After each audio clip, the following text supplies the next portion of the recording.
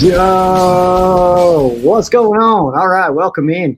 Rams Showcase Live, another edition of it for you. Rams pulled their way up to a 2-2 record with a win over, of course, the Indianapolis Colts just yesterday. What a game it was, man! It was fun as heck.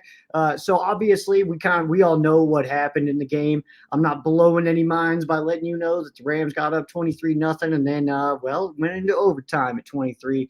And then, of course, the Rams able to pull it out, which was absolutely incredible. We do have a poll up that is in the YouTube comment section.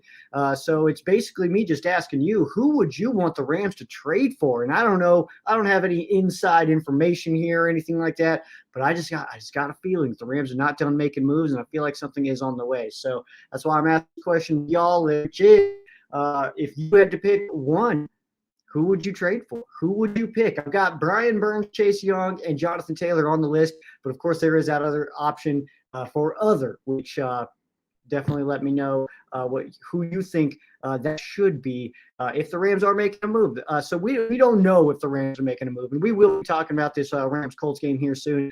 But I just want to kind of address this part of it because obviously the Rams coming out of week 4 with a 2-2 record. That's obviously a lot better than I think not only did national media people expect, but also I think a good portion of Rams fans expected that we're doing better right now than we thought we were supposed to. So I think that we're in a position right now going into week 5. Philadelphia Eagles coming to. We got 3 home games coming up right now. And with the 2-2 record, we haven't had Cooper Kupp yet this year. And I got to say, I don't think this team's played its best football yet. So this could be a situation where we see the team try to pull in something else. Edge rusher is definitely it's definitely a weakness for the Rams right now, if we're being real. So obviously that would be awesome to add in. Byron Young, BY on the outside has been doing awesome, but he does have a couple of those rough angle times. That we had it should have been a sack, but he just kind of comes in a little too hot, and then Anthony Richardson able to avoid him. So obviously adding somebody to the opposite side of Byron Young would be awesome.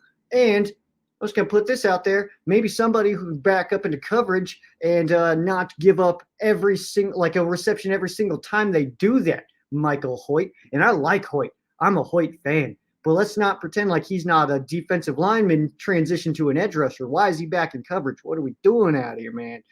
So that's kind of that's where my brain's at right now. And I'm just trying to get the vibe here right now. So right now, Brian Burns is winning in the poll, 50% with only 4 votes though. So it's still pretty early in that. Cool Bro coming in says that no, it won't happen, but would like it if the Rams trade for Austin Eckler. I love Austin Eckler, and I'm absolutely with you there. That would be absolutely incredible. But of course, it doesn't look like he's going to be available. And also, he just wants to be he wants dollar bills. So I don't know if we're in a position to do that, which also, I mean, that's the conversation with Jonathan Taylor as well. So it's kind of take your pick there. Who would you kind of rather go for? So either way, GP Shadow Victory Monday, dude. Yeah, Dubs getting stacked. I'd love to see that. Absolutely, man. It's good stuff right now. Going against a Philadelphia Eagles team this week. This should be a fun one, man. We'll get the full game preview for you, of course, on this episode of Ram Showcase. That'll drop on late Wednesday into Thursday morning. Did you know Cooper Kupp's first touchdown was against the Colts? I did not know that, actually. That's pretty awesome, man. That is pretty awesome. Whoa. Oh, it wasn't going away. So I guess it's just comments here forever now. Oh, yeah, what I forgot to do is add in the join link if anybody wants to pop on in and hang out with me for a bit here. I don't know how long I'm trying to go. I do have some errands I got to run today. Some of my only days off. So I do got to get some stuff done, unfortunately. But yeah, Young paired with Byron Young would be cool, but his injury history is concerning. Yeah, I kind of talked about this. I was on the stream earlier with Ramsaholic. If you missed that, I will. I'll post that in the community section and all that stuff, so you can go find that as well. But I was on with Ramsaholic earlier, and we kind of mentioned that because somebody was in the comment section saying it's well, yeah, but his injuries. And it's it's football, man. It's injuries are part of the game. It's an unfortunate part of the game. We don't root for injuries. We don't celebrate injuries here, but it is definitely part of it. And no one's immune to them, man. I think if your cleats touch a football field, you're prone to injury. So I think that some people just get a little unlucky, and obviously we see some guys get a little bit more unlucky than others. We know Sam Bradford and his luck with injuries and stuff like that. And then you got somebody like Matthew Stafford who's out here. He can hardly walk, but he's out here slinging it still. So I think it also just depends on the guys and what they are able to handle, and then just their own bodies and stuff like that, man. But obviously, injuries, yeah, like I said, they're just that's going to happen. Injuries, as soon as your cleats touch a field, you're prone to injury. All right, and so I know that some guys have gone down more than others, but I don't think that should be a deterrent. You know what I mean? Like it shouldn't be in most situations, especially with a guy like Young who's still young. You know what I mean? Like so, he's obviously got plenty of years left in him. And if it was like if we were looking at somebody who's like 34, it's like, well, he's had injuries and he's also getting. It's like, yeah, maybe not. Maybe don't make that move, but. And Bill says we need a backup quarterback, maybe Wentz or McCoy. This is actually a topic that was on there as well, because Ramsaholic he had mentioned too that if Stafford can't go, then we need to find a new guy. Then what is Rippon even doing here? Then we need to get rid of him. If your backups, if you don't trust your backups that are on the sidelines suited up. When your starter goes down, if you don't even trust that guy and you are bringing in somebody else, well, then that guy shouldn't have been your backup in the first place. You got to replace him. Just get him out of here. I said the same thing about Zach Thomas on that left tackle spot. So obviously A.J. Jackson goes down last week, and then Zach Thomas comes in and just gets absolutely smoked at left tackle, and then he was inactive this week. So get rid of him. He clearly has no business being here. If he's going to come in place of somebody for injury and get smoked, and the next week you're not even going to put him out there. No, he's not even going to suit up. He's in street clothes now. Well, then he doesn't need to be on this football team. That's, I mean, simply put. And I'm not like trying to be a Zach Thomas hater or anything like that. But those are the simple facts. You know, like if you don't trust a guy to be on your football field, why is he on your football team? You know, so I don't agree that the Rams need to go after another quarterback, especially if Stafford is kind of banged up right now, because there's a reason Rippon was A, signed, B, made the team, and C, active right now. You know what I mean? Like, because the Rams could have gone and got somebody else. I know that the whole Stetson Bennett thing is weird right now. Stet Benatar, we don't know what's going on with him. There's a lot of rumors flying. I'm not going to feed into any of them, but there's a lot of stuff going on with him. So it'd be ideal if he was here right now, but he's not. And so Brett Rippon is the guy right now. And if he's not the guy, well, then why? Why is he even here? Like, get him the heck on out of here, man.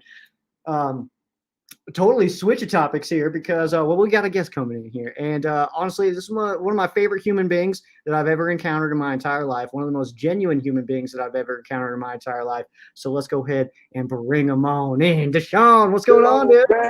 What's the deal, my guy, man? You know, just living that lifestyle, you know. Horns up, man. What did you think about that game? Dude, it was fun, man. I gotta I immediately give credit to the Colts, man. I know that that we saw a little bit of play calling and stuff like that. That was a little bit questionable, especially there in the fourth and stuff like that. And we kind of went really conservative, which we have seen Sean go pretty conservative. But hey, the Colts didn't stop fighting. And then what I also love to see is that the Rams didn't stop fighting. In that entire comeback, it never felt like the Rams were just kind of rolling over and letting them have it. So I felt good going into overtime, man. Once we won that toss, I was like, all right, let's go get a dub then, man. Let's go. What'd you think, man? Man, it was crazy because when the game started, I'm like, dang, we almost played a perfect first half. We missed a couple of field goals. And something inside of me was like, damn, we playing too perfect. Yeah. Like, you know, like I knew a storm was coming. I couldn't really. And then the second half when Matthew Stafford was limping, that's when I did like that Vince McMahon swallow where you just like, this could get really ugly right now. This is gonna suck so much the next day. But I don't know, bro. Just the way how they're a young team too. Have in mind that they're a young team, mm-hmm. And I feel like this learning curve for this team is really huge, man. Like I'm really excited about it. Yeah. Like I just feel like poof. Hey, I gotta say this though. I told you Tutu was going to be for real. I told you. Dude, I love it, man. I love it. I'm here for it, dude, because I know I've been super harsh on Tutu, but this year, man, I'm looking for number 5 jerseys out here, man. What are we doing? That guy is awesome, man. Man. It's fun, bro. I mean, Tutu plays like he bigger than what he is. Yeah. Like he's, man, And against Cincinnati, that's a touchdown. I don't care. I know it wasn't our best absolutely. game. Yeah. That touchdown, we 3-1. Yep. And against the Niners, Yes. 2 possessions, bro. Yeah. We 4-0. Yeah, exactly. I was just saying that on Ramsaholic stream earlier. It's like we're really like 3-4 plays away from being a 4-0 football team right now, and we get Cooper Kupp back. Like, dude, I mean, I'm feeling good, man. I'm feeling good. 53. I can't think of his name. Jones. Ernest Jones. Yeah, Baller, bro. dude, he's sick. Baller, man. And I have to say this. I know a lot. We talked. I love my coach, man. I don't care what none of y'all say out there. Yeah. Before Sean, he's the greatest Ram coach of all times already. Yep. Who's better than Sean McVay? Nobody. Mike Martz was not better than Sean McVay. He said, man, Mike that's Martz? the homie Cam. He said Mike Martz was better than Sean McVay. Mike Martz as an OC was very, very good, but as a head coach, no, not even close. He wouldn't protect the quarterback. Do you remember what happened to Kurt Warner? Kurt Warner took him about 4-5 years to refine his career after that. Yeah, when Martz became the head coach, he drove us into the ground. That was ridiculous, though. He drove us into the ground when he got the top job. Well, yeah, Mike Martz still was the office. That's right. I'm sorry. My bad, Joe. We on Joe's show, and we having a sidebar. This is ridiculous. This is the Sheriff Jukebag shit. You tell him, man. When Martz became the head coach, he ran us into the ground. He was an incredible offensive coordinator. He had no business being a head coach. So, no, he's wrong. Mike Martz is not the best coach. That's why he needed somebody like Lovie Smith as his defensive coordinator. Hey, I mean, you got to have but he was killing the quarterback, man. We had nobody blocking. He had like 3 wide receivers, 2 tight ends, and the running back all running for catches. Yeah, it's only 4 people blocking. And he's talking like Sean McVay didn't bring in Wade Phillips for the same exact reason. Yeah, Wade Phillips. And we've had a solid defensive coordinator every year since McVay. Yeah, I've had my questions on Raheem, but this year I'm liking him. Good too. I'm liking Raheem a lot this year. Oh yeah, I love Raheem. Look, I'm learning more about the game of football. I know this sounds really stupid for me to say this, right? But I'm learning a lot more because it's as simple as like when we say like, are they gonna press? Or are they gonna like give them the cushion? Mm-hmm. But then I'm getting the full defensive scheme. Like as fans, like we think of like, why would you do this on this play? But you have to give them different looks. Yeah. And the way how he's playing is the bend don't break defense, and it's working. The defense ain't giving up too much. Yeah, we've been holding people down, which is nice. Like even. I look at the offense that we've been playing, man. Like the Colts have players, man. Like let's not pretend like they don't just because they're young, like we are. I mean, we're young and we have players. They're young and they have players, man. So yeah, we've been playing well on defense for sure. We've been playing really well. And the coach showed you how hot they can get, bro. Like it got really scary in the second half. It got extremely scary because the talent of that young quarterback. I'm like, oh, this kid can run too, and he's big. Yeah. Like, it was just like, oh, this is a problem. Are we too tired? Because attrition comes in. You know what I'm saying? Mm-hmm. Like, all that stuff, man. I know they like, he talked too much. He don't know nothing. But, you know, but I'm loving this growth of this team. I have to say, I'm also proud of Van Jefferson. Listen, he ain't putting up the numbers that we want, but that 4th down catch was clutch as shit. Yeah, like, oh my God. And then I'm thinking too, when Tutu caught the ball, but he was out of bounds, though. I'm like, hike the ball faster. How do we able to hike the ball faster? Those small things. Those ones back to back, man. Those 2 plays back to back were killers, man. The 2-2 drop on the sideline there, and then Higbee on the drop. Higbee. Dude, I was losing my mind over here, man. Man. But hey, and the question is this, Joe. Like, the Eagles is gonna be this is what we really gonna see right here. Mm-hmm. Like, if we lose, we supposed to lose, family. Think about that. We are supposed to lose. Yeah. And have in mind this. listen, it's a lot of Philly fans out here. So don't be surprised if Yeah. it's like about 40, 50 green jerseys out here. It's going to be the same thing for the Steelers that's coming soon. Yeah. And so that's a part I of don't the overreact to situation. that. I don't overreact to that, man. We've been back for Yeah. 8 years. All right. It's gonna take 20 plus to get our fan base back, man. I ain't overreacting. Now trip this out. We played 4 games. We're 2-2. We haven't had a home game yet. Just yeah, exactly. I mean, we've played at SoFi once, but yeah, we have not had a home game. 49 and listen, look, I hate the 49ers. Like, listen, but I'm a truth teller. I'm gonna keep it real. I've been a Ram fan since 1989. I know what the whole ground looks like. I've been fighting Niner fans since I was a little kid. Look here, I'm telling you right now. When they come there, it's more than them than us. You know what I mean? Mm-hmm. When Georgia took the team, a lot of hearts went to the enemies too, because it crushed a lot of people. So you think that's how it's gonna be. But this team has played basically 4 road games, and they could have been 4-0. Yeah. And now we got a huge challenge against the Philadelphia Eagles, who went to the Super Bowl, who's one of the top 3 teams in the NFC. What if we go up in there and whoop their ass? Honestly. It's a possibility. Yeah. And then we got Dallas coming up too. We got the Niners again. Of course, we got our division. Hey, I'm telling you right now, we're not losing more than 5 games unless Matthew Stafford get hurt. If Matthew Stafford get hurt, we ain't got a shot. I'm telling you that right now. Yeah, of course. But as long as we got Matthew Stafford, he's one of the best in the league, man. Like he's a Hall of Famer, of course. Like you don't just replace him. Like this isn't a Kyle Shanahan offense. You can't just plug in anybody you want at quarterback and it's just good to go. Like Matthew Stafford is a reason that we are winning football games. And on top of that, bro, it was some Kobe stuff. Like this is okay, it's the Colts, but it's on the road. Yo, I'm like, yo, if he hurt, it's over. And I'm looking at Ripken too. I'm looking at him warm up. I'm like, if he get in the, what's up, kitty? I'm looking at Ripken on the sideline warming up. I'm like, if this guy get in the game, it's over for us, bro.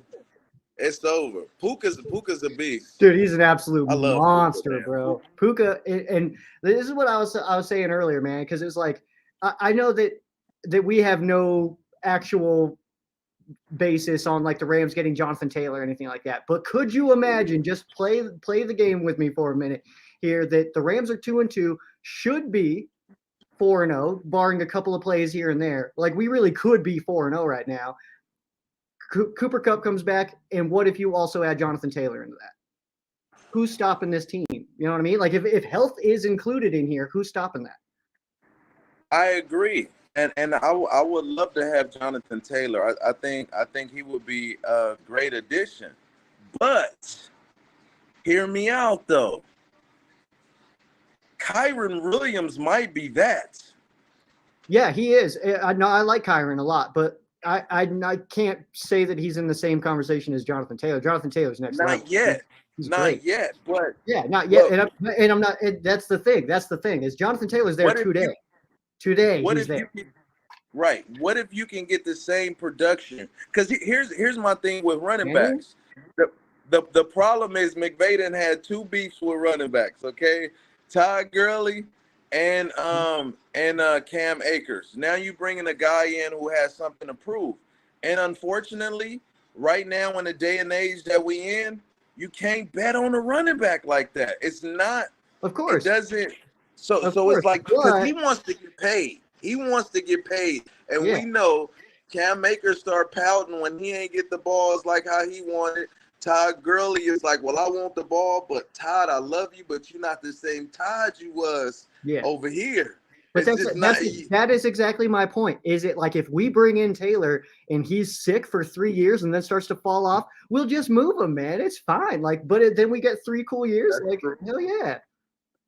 But you can move them, but is it going to be easy? Are you going to get something back? Or it wasn't easy to move Todd. It wasn't easy to move Brandon. It wasn't easy to move Jared. It wasn't easy to move Cam. Like, it doesn't matter, man. If you can if you can make your football team better, make your football team better. But hear me out, Joe. If we was to get Chase though, Yeah, now you got Aaron Donald and Chase. I would prefer, if I was making the calls, I'd prefer an edge rusher. But I don't think it's impossible that we get Jonathan Taylor. And I guess my whole point is, if I was making phone calls, I'm going for an edge rusher. But if the Rams make a move and grab in Jonathan Taylor, I'm celebrating it, man. I wouldn't be mad. I wouldn't be mad. I wouldn't be mad. I wouldn't be mad. But look, Washington ain't giving up Chase. I don't care what nobody's talking about. If I do, I ain't giving it up to the Rams. Why? Because they in the NFC. I mean, we ain't got no beef. But think about it. If we got to get rid of Aaron Donald, right? Are you gonna give him to the Vikings, or are you gonna be like, look, you taking your ass to Pittsburgh? We gonna play you every 3 years, and hopefully when we play you, you retire.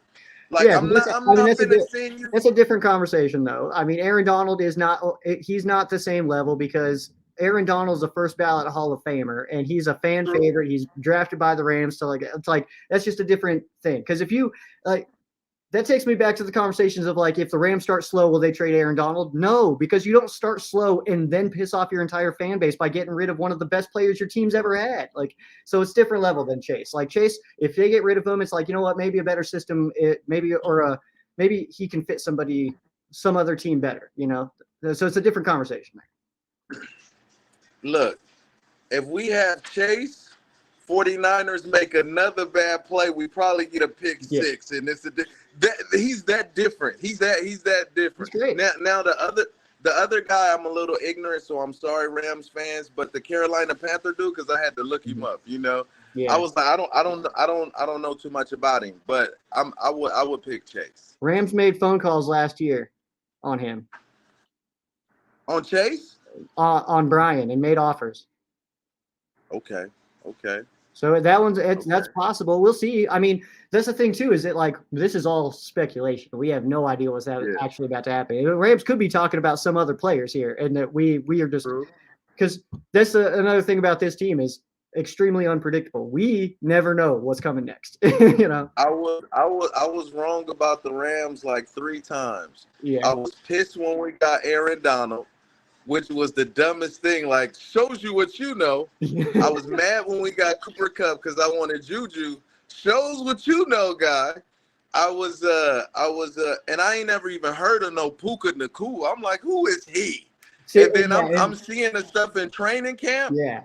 And I'm like, and that's when I was like, y'all, I know the name is crazy, but Puka's a bad mother dog. So I trust the Rams. I trust them 110%. When they got rid of John Johnson, I was pissed. I don't watch. I work Saturdays now, so I don't really watch a lot of college football. So all the rookies, I never know much about them. Once we take them, that's when I start diving in. I don't get into the whole pre-draft hype. I think that's all bogus. That's just number pumpers and stuff like that. But so, like, once we get the guys, that's when I dive into them. And the second I was looking into Puka Nacua, I was like, damn, it's like, this actually might be a guy, man. Like, and so obviously we were all pumped about it. But I saw a lot of Rams fans that were like, this is a terrible pick. What are we doing? And it's like, hold on, can we let the people touch the football field before we just throw them under the bus and say what a terrible pick this was? And now look, now all the same people they've changed their tune real quick. Man, and it's really trippy, because do you remember the first year the Rams came to LA? They had an undrafted guy that I don't know. I was excited about. I think his name was like Duke or something. Dude, he wind up not making the team. He was a wide receiver, because at the time we had like terrible wide receivers, but I was so into his story. I don't even see him. So obviously I don't know how to pick. You know what I mean? So I got to see the production. And it's like you get so caught up on like the story, where they come from, and then it'd be like a dud. Yeah. So exactly. It's like, not to say that about him and his career, because I don't know, but just as a fan. But as far as what the Rams has proven since McVay's got here, same thing with Les Snead. I love Les Snead. I love the way how he talks about the process of how they're picking guys and where they like that kind of. Honestly, that's what helped. We use those stuff to build Comptomania. No lie, I pay so much attention to how they work in unison. Remember when Fisher and Snead had that beef back and forth that it started like we're not supposed to know that kind of stuff, you know. Yeah. So it's like when you have something that's good that works like that we not like Dallas where you see no disrespect, but it's always like the way how the Rams do it. It's amazing, bro. They're the best organization in football since they made that decision. I don't see no other teams making better from the way we would. I remember with the I talk too much. I'm sorry, Joe. Tell me to shut up. You're I'm good. talking. When we did the preseason, we wouldn't play our starters. Remember how McVay, he's so young, he's so stupid. Why is he not playing his starters? Boom, they come out there 11-5, blow the league away. Yo, this kid, you gotta bet on some of the stuff. And that's what McVay represents. Like, it's so many different levels is why I'm proud of this team. I'm sorry. No, you're good, man. I want to. No, that's past. Never mind. But yeah, I like where you're at though, man, because you're absolutely right. And it's one of those things where people are making judgments based on just like I do it too. We'll make a move or something like that. And it's like, what are we doing? This doesn't make any sense. It's like I go back to like Kenny Young move, like trade him to Denver, and it's like, what? This is stupid. It doesn't even make any sense.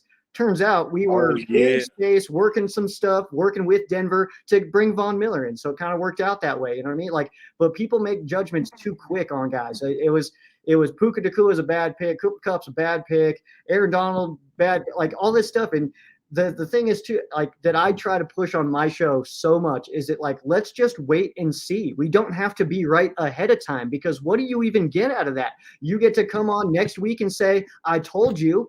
Congratulations. What does that do for anybody? That doesn't put money in your pocket. It doesn't put nothing. It does no good for anybody for you to just be right ahead of time. And to be wrong ahead of time, that also is irrelevant. Who cares? Like, you just got to be like, oh, well, let's screw that one up. Now Puka's awesome. Cool. I didn't know. Like, so it's like, okay, whatever. But, like, can we just wait to see what these guys do when they touch a football field first? That's my big man. I'm happy. I agree with everything you're saying, 110%. And Tyler Higbee, man, I love Higgs. I love Higgs, man. Best tight end in Rams history. Yes. Okay, let's talk about that. Even you guys in the chat. Who's the top 5 tight ends of Rams history? Top 5? I don't even know if anybody in here could give a top 5 unless you've been around since the 70s, man. This team's not known for tight ends. I only can think of 3. Molly Maliuna, Collins, that wound up being his backup, and he wound up being our guy out there. Mm-hmm. Yeah, I liked Cook. I remember Cook. Cook will give you some good stuff, and then he'll give you a fumble or a drop. Exactly. I also really liked the versatility of Daniel Fells. I think that he was a little underrated in his time with us because he would also do that fullback stuff too. I liked Fells. I don't remember him. Yeah, Daniel Fells was sick. He was like in the later portion of the St. Louis days. Yeah. Cool Bro says Tyler Higbee #1 for sure. Absolutely. Yeah, no doubt. Yeah. No doubt. Yeah. He's for sure top. Oh. All right. Well, Deshaun's gone. So all right. So one more time, we're gonna bring in Carl. All right. So this is he wants to get out of here. He doesn't want to be on the stream anymore. Anyway, so talking about tight ends there for a second, but I actually have this. I want to go into this real fast because I totally skipped right on over this. This is our game badges. Rams got a dub this week. All right, we got to talk about game badges real fast before we continue the conversation here. So we're going to start on the offensive side of the football here. And forgive me, I did not realize that this photo was a little screwed up. You can see Puka's face mask over here. It got cut off, and I caught it too late. All right, game badges on the offensive side of the football. We had to go with, of course, where am I going? Puka Nacua, and then Matthew Stafford over here. So the reasoning here, obviously, Kyron Williams, I think, is not getting the conversation that I think that he deserves as a player right now, because he is just becoming a touchdown machine, and that's extremely underrated.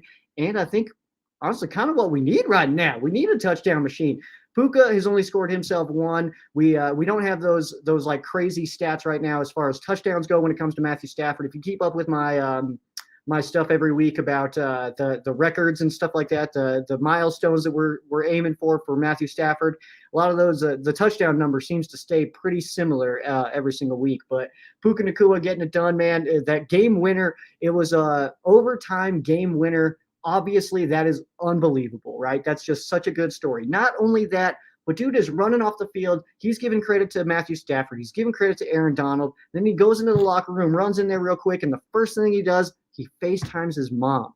There is nothing that you can dislike about Puka Nacua, man. This is the easiest guy on the team to like, probably, although that list is pretty hefty right now. And the rookies coming in very, very likable. Kobe Turner, one of the most likable human beings I've ever encountered. Puka Nacua, the same exact way, man. Got to meet them both in Denver, which was unbelievable. And then Matthew Stafford, dude. An injured Matthew Stafford doing vintage Matthew Stafford stuff by playing hurt. His hip is like basically falling off of his torso, and he's still out here just slinging it. Though I'll admit it. When he fell down, I was like, you got to get it. You got to get him out of here. You can't have this guy do it. If this is an option, he can't be in the game right now. But obviously, it's Matthew Stafford. He's a different kind of beast, and so he was able to pull it out, man. So Matthew Stafford showing that clutchness, showing that vintage Matthew Stafford, the best way, vintage Matthew Stafford. And then it's just his willing it to go down the field, man. Unbelievable performance out of Matthew Stafford. Puka Nacua getting it done. First career touchdown comes in that kind of game. Dude's already got 500 yards, 501 receiving yards for Puka Nacua. We are 4 games into the season. He's on pace to shatter some records, man. So we'll see how that continues. Of course, also when you add in Cooper Kupp to the offense, we'll see what that kind of what the season looks like and what he and Kupp on the field at the same time, what the distribution looks like as far as the receptions from Matthew Stafford. Flipping over to the defensive side of the football here, there were definitely plenty of options here as well, like there were on the offensive side of the football, but we got to give it to, of course, the only AD. All right, so Aaron Donald, man, there was a few plays in this game where he has those moments every once in a while where you're like, Aaron Donald's not going to let this team get a first down here, right? And we had a couple of those situations where it's like, well, I'm just watching Aaron Donald. It's so easy to just be like watching a Rams game and then just focus on where's 99 and then just watch him and then get your mind blown off because this dude is unbelievable. So Aaron Donald, he's showing us, which we already knew, but also the rest of the NFL world that he is still that guy. He is still the Aaron Donald of the NFL, and he is not slowing down yet. I know he's 32. I only know that. I keep it it's very locked in my head because Aaron Donald's only, 2 months older than I am, so that makes you feel real good as a human.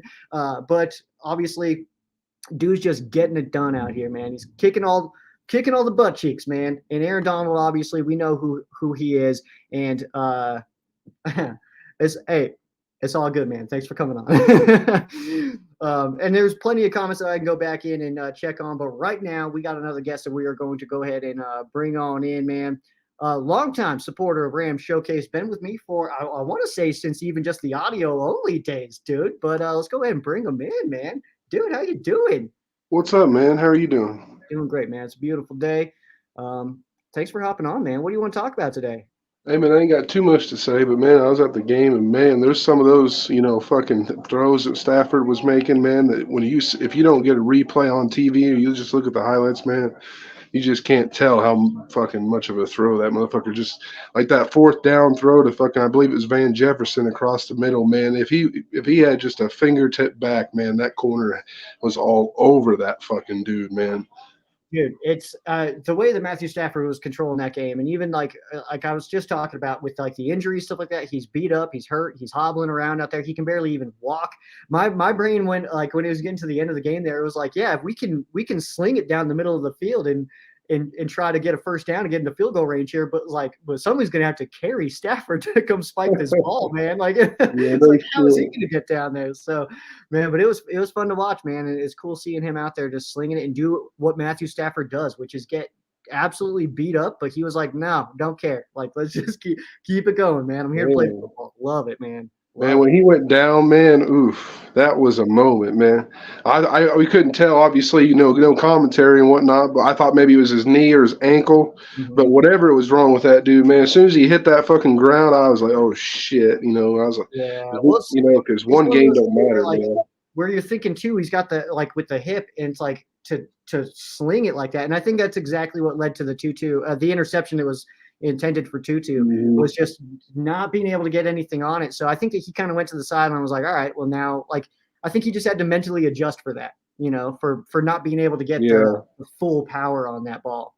Well, I don't know if you remember, obviously, I don't expect you to remember every single play, but I know there was like shortly before that or shortly after that, it was a first or second down where he was trying to get it to Higbee, and Higbee was wide open. And he and I seen it from that fucking angle because we were in the end zone. So I want to say we were pretty close to that. It just looks to me like he just he tried to throw it without even, using his foot to plan or that, whichever side was hurt, which I would have said it would have been his, the left side is what I thought was hurt. And it just seemed like, was it the right side? Maybe that's what it was. He just acted like he didn't want to push off on that throw, and then after that, I think he realized, well, I either got to fucking dig in and do it, or I can't just fucking throw it like that, because he just sailed the ball. It wasn't even a hard throw or nothing. I think it was just this shit going on. Even on the pass to, like, if you look at like the start of overtime, that pass to Nakua, it looked like he was kind of leaning on his front leg, his left leg a little bit to get that in there. And then even on that last play to Puka as well. And luckily, I was watching that play again, and there was a few different things that happened on that play. First, the way that the coverage just totally split away from Puka. Somebody blew a coverage there, man. Two guys ran with I think it was Higbee, and then so Puka's wide open. And then I gotta say, man, that way that Puka set up that defender to hit that cut to get into the end zone, that's some Cooper Kupp stuff right there, man. That's a play that I've only seen guys like Cooper Kupp make, where you kind of set the defender up and then hit it. And the way that they work so closely together, man, I'm almost positive that Cooper Kupp is telling him how to juke out some dudes, and he just pulled it off to get a game winner in Indy, man. Well, man, they seem like almost similar kind of players, because I've seen a lot of people like outside the fan base trying to, maybe Cooper Kupp ain't even that good. This just shows us the system. It's a system wide receiver. You know what I mean? Well, then and why isn't Jefferson doing this? Why isn't Tutu? That's what I'm saying. But we got other receivers, and they ain't done shit, and they've been out there, and like I said, even if you want to go as far as Tutu, he's been catching the ball on outside of Cincinnati. But I think Tutu looks so good because he's next to Puka Nakua, because everybody knows where that ball's going, and they still can't stop it. That reminds me of Cooper Kupp all day long. Yeah, absolutely. Well, and I will say about Tutu that I think that this year his hands just seem a little bit more reliable. And I know that we have that late game drop on the sideline there, but his hands just do seem a lot more reliable. He looks just stronger with the catch. It doesn't look like it's just like coming to him and he's kind of like trying to just like soft catch away. Like he's going to get the ball. And that was my other gripe on Jefferson had one that was tipped away that it looked like he was waiting for it to come to him. It's like, dude, go get that ball. Yeah. What are you doing, man? I was getting so mad. Man, I said the same thing, man. But that's the thing, though, on the interception, though, man, is when Tutu ran that route and he threw that pick, Tutu just let the dude get right in front of him. Like, man, you got to get that ball. Like, I'm not even sure that was all Stafford's fault. I mean, he's a gunslinger. He's going to throw it if he thinks he can thread it. But, man, Tutu just kind of let that guy play fucking receiver for him, get in front of him and fucking box him out. And I'm like, Tutu's a smaller guy, so I think that's going to happen in the long run. But that's what my point was going to be. The ball was behind him. Tutu's not big. He's not that strong. You know what I mean? Like, he's built like me over here, and he's trying to like shield people off, man. So yeah, but he was getting popped, and he was coming down with those short catches that we needed, man. And as I was watching every time, I was waiting for one to drop on, man. He was catching every time he got popped on those short first down routes and whatnot, man. Yeah. I mean, I think everybody kind of knows and understands how critical I've been of Tutu. I put a video out last year that was simply titled "Rams wide receiver Tutu Atwell is a bust." Like I wanted to that specifically because it was like, this guy's not good, man. But I think in that video, I'd have to go find it again. Like I was saying in there though, it's like this can change though, man. Like he could like at any point he could turn it on and be that guy that we have been advertised that he was. But it's like, but we haven't seen it yet. We haven't even seen flashes yet. So where is it at? And this year we're finally getting it. So I'm happy to see it. Well, the thing is about the last 2 years too. If he don't develop something with Stafford, it don't matter how good you are. You ain't going to get the ball. Exactly. Yeah. It might have taken him 2 years. And Stafford wasn't there, most of the last year to do stuff like that. And it might have taken that time. And I mean, is Tutu going to develop that kind of connection with 3 or 4 different quarterbacks coming in and out? Yeah. And who can, Well, that's what I'm saying. Like, and it's not like he's old. I think he's 24, 23 years old still. He's young. I mean, obviously, we don't have very many older players anyway. So, I mean, he can't be too old. Because I know we broke the record for like the youngest Ram receiver in like the last 30 years to have like a receiver at 23 and under. Oh yeah, I hated that stat. That was one of those dumb stats where you're like, all right, how'd you even find this? Who's researching this? Well, I noticed it. I mean, obviously, ever since Puka's been doing what he's doing, there's just this record he's broke. Well, I mean, okay. I mean, I want to see it all season, before I say he's, the best receiver in football or something. But yeah, well, that's what I say, though. I'll say that on the Puka stuff. Is it like because they're just saying first X amount of career games or whatever, which I don't think is that much of a stretch. If they were like, oh, Puka Nacua is the best wide receiver in early kickoff games on the road, down by 7 or more. Like that's when it's like, all right, shut up. Who cares? Well, I mean, like I said, when it comes down to, and I know a lot of people probably complain about the touchdowns, but man, look at Julio Jones. He didn't get touchdowns, man. Yeah. So that don't mean nothing, man. I mean, it all because we didn't punch the ball in Cincinnati in the red zone. That's the whole reason we lost that fucking ball game. Yeah. And then it's crazy seeing Cincinnati come back and score 3 points against Tennessee, but and that hurts. Because, I mean, man, at the beginning of the season, if you said we were 2-2, I'd have been pretty happy about that. But I'm not so sure. We should be 3-1, in my opinion, right now. I want to see what the Titans stat line looked like on offense, man, because it was frustrating to watch that. It was like, oh, look, the Bengals still can't stop the run. We just didn't try. Like that was the most frustrating thing, man. Yeah, I know I heard a lot of people was like, man, I guess calf injuries do matter for quarterbacks. Because, man, I think at one point, I don't know what his actual stats. I know at one point I was looking up at the stadium, they had like 26 yards at a stupid moment. I'm like, man. Yeah, you were there, right? Yeah, I was at Indy. Yeah, that's right. But it's just crazy that if he's so hurt that he's playing like that, why is he in the game? That's what I don't understand. He's so young and so fucking good. That'd be like Stafford going out there with a broken hand. Like, how bad do you better need that game pretty bad. I mean, yeah. I don't know, man. But I just looked it up. Tennessee had 173 on the ground. Obviously, they had Derrick Henry, so that's got to be considered. Yeah, he got some pretty good runs. He threw a touchdown, actually. Yeah, only 10 attempts for Kyron against the Bengals. That's a joke, man. That's like I said it on the show last week. It's like Sean McVay is such a good coach that sometimes he outcoaches himself, man. Like I think he overthinks sometimes. It's like, well, they think we're going to run because they're bad at the run, so we're just not going to. And it's like, or just impose your will, man. Like go in there and punch somebody in the mouth. Like just because they know you're going to do it doesn't mean you can't be successful with it. Like they know we're going to throw the ball to Puka Nacua and Cooper Kupp, but they can't stop that either. On that play that he scored on, Puka did. Even the announcer right away, like as the ball's being snapped, Jonathan Vilma's in the booth going, his first read's Puka Nacua, and then Nakua's wide open in the middle of the field. It's like, just because they know you're going to do something doesn't mean they can stop it, man. That's what I'm saying, man. It's just like a video game, man. If they can't stop it, why aren't you doing it every play? If they're just going to let him walk into the end zone or walk, I mean, they could not cover Puka, man. That he looked like he was all over the fucking place, and yeah, it was good. And he just, I don't know. He's obviously, I mean, I didn't know shit about Puka Nacua when he got drafted, and it's hard to say a 5th round receiver, is going to come out of the block and look like this, but. There was surprisingly a lot of people in camp talking about him all since camp, though, and I seen those early camp fucking. Mm-hmm. This is perfect because it's like if you could, let's just pretend right now that after 4 weeks we were going to do a redraft of this draft class, right? Mm-hmm. who of the Rams picks go way earlier than they were actually picked? You know what I mean? And that's Yeah. exactly why I don't get into the pre-draft BS, man. I don't care about pre-draft rankings or conversations or all that Yeah. stuff. Well, I hate Mock when they always try to drafts, predict I them don't care. too. So, yeah. I Puka hate when they Nacua, always try to say, "Oh, this is who we should take." Well, fuck, man. 2 yeah, years, he may be out of the league. You don't know. exactly. What you redraft right now, Puka Nacua is probably a top 10 pick.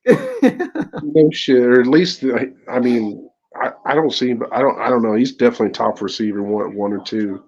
Out Dude, of that he's up fucking there, man. ball. But that's my perfect example. Is like people get mad that we trade away our first round picks. So well, hey, we got Puka in the 5th. We like who cares? Like who cares We've about the had a first? lot of bad first round picks too. Exactly. Yeah, you want to try bringing another Greg Robinson, another Alex Barrett, another Ty Hill? What do you? What? Come on now, man. Yeah. I mean, you never know, man. Just like, well, even like Aaron Donald, like he Yeah. wasn't. Everybody was saying we reached for Aaron Donald at the time, that he was too small, that it wouldn't work, and Yep. obviously, you know what he ended up being. First You ballot, man. know, First ballot. you really don't know, man. You can pick. I mean, hell, look at Brock Purdy. I mean, if he's not an example of stuff like that, who's not?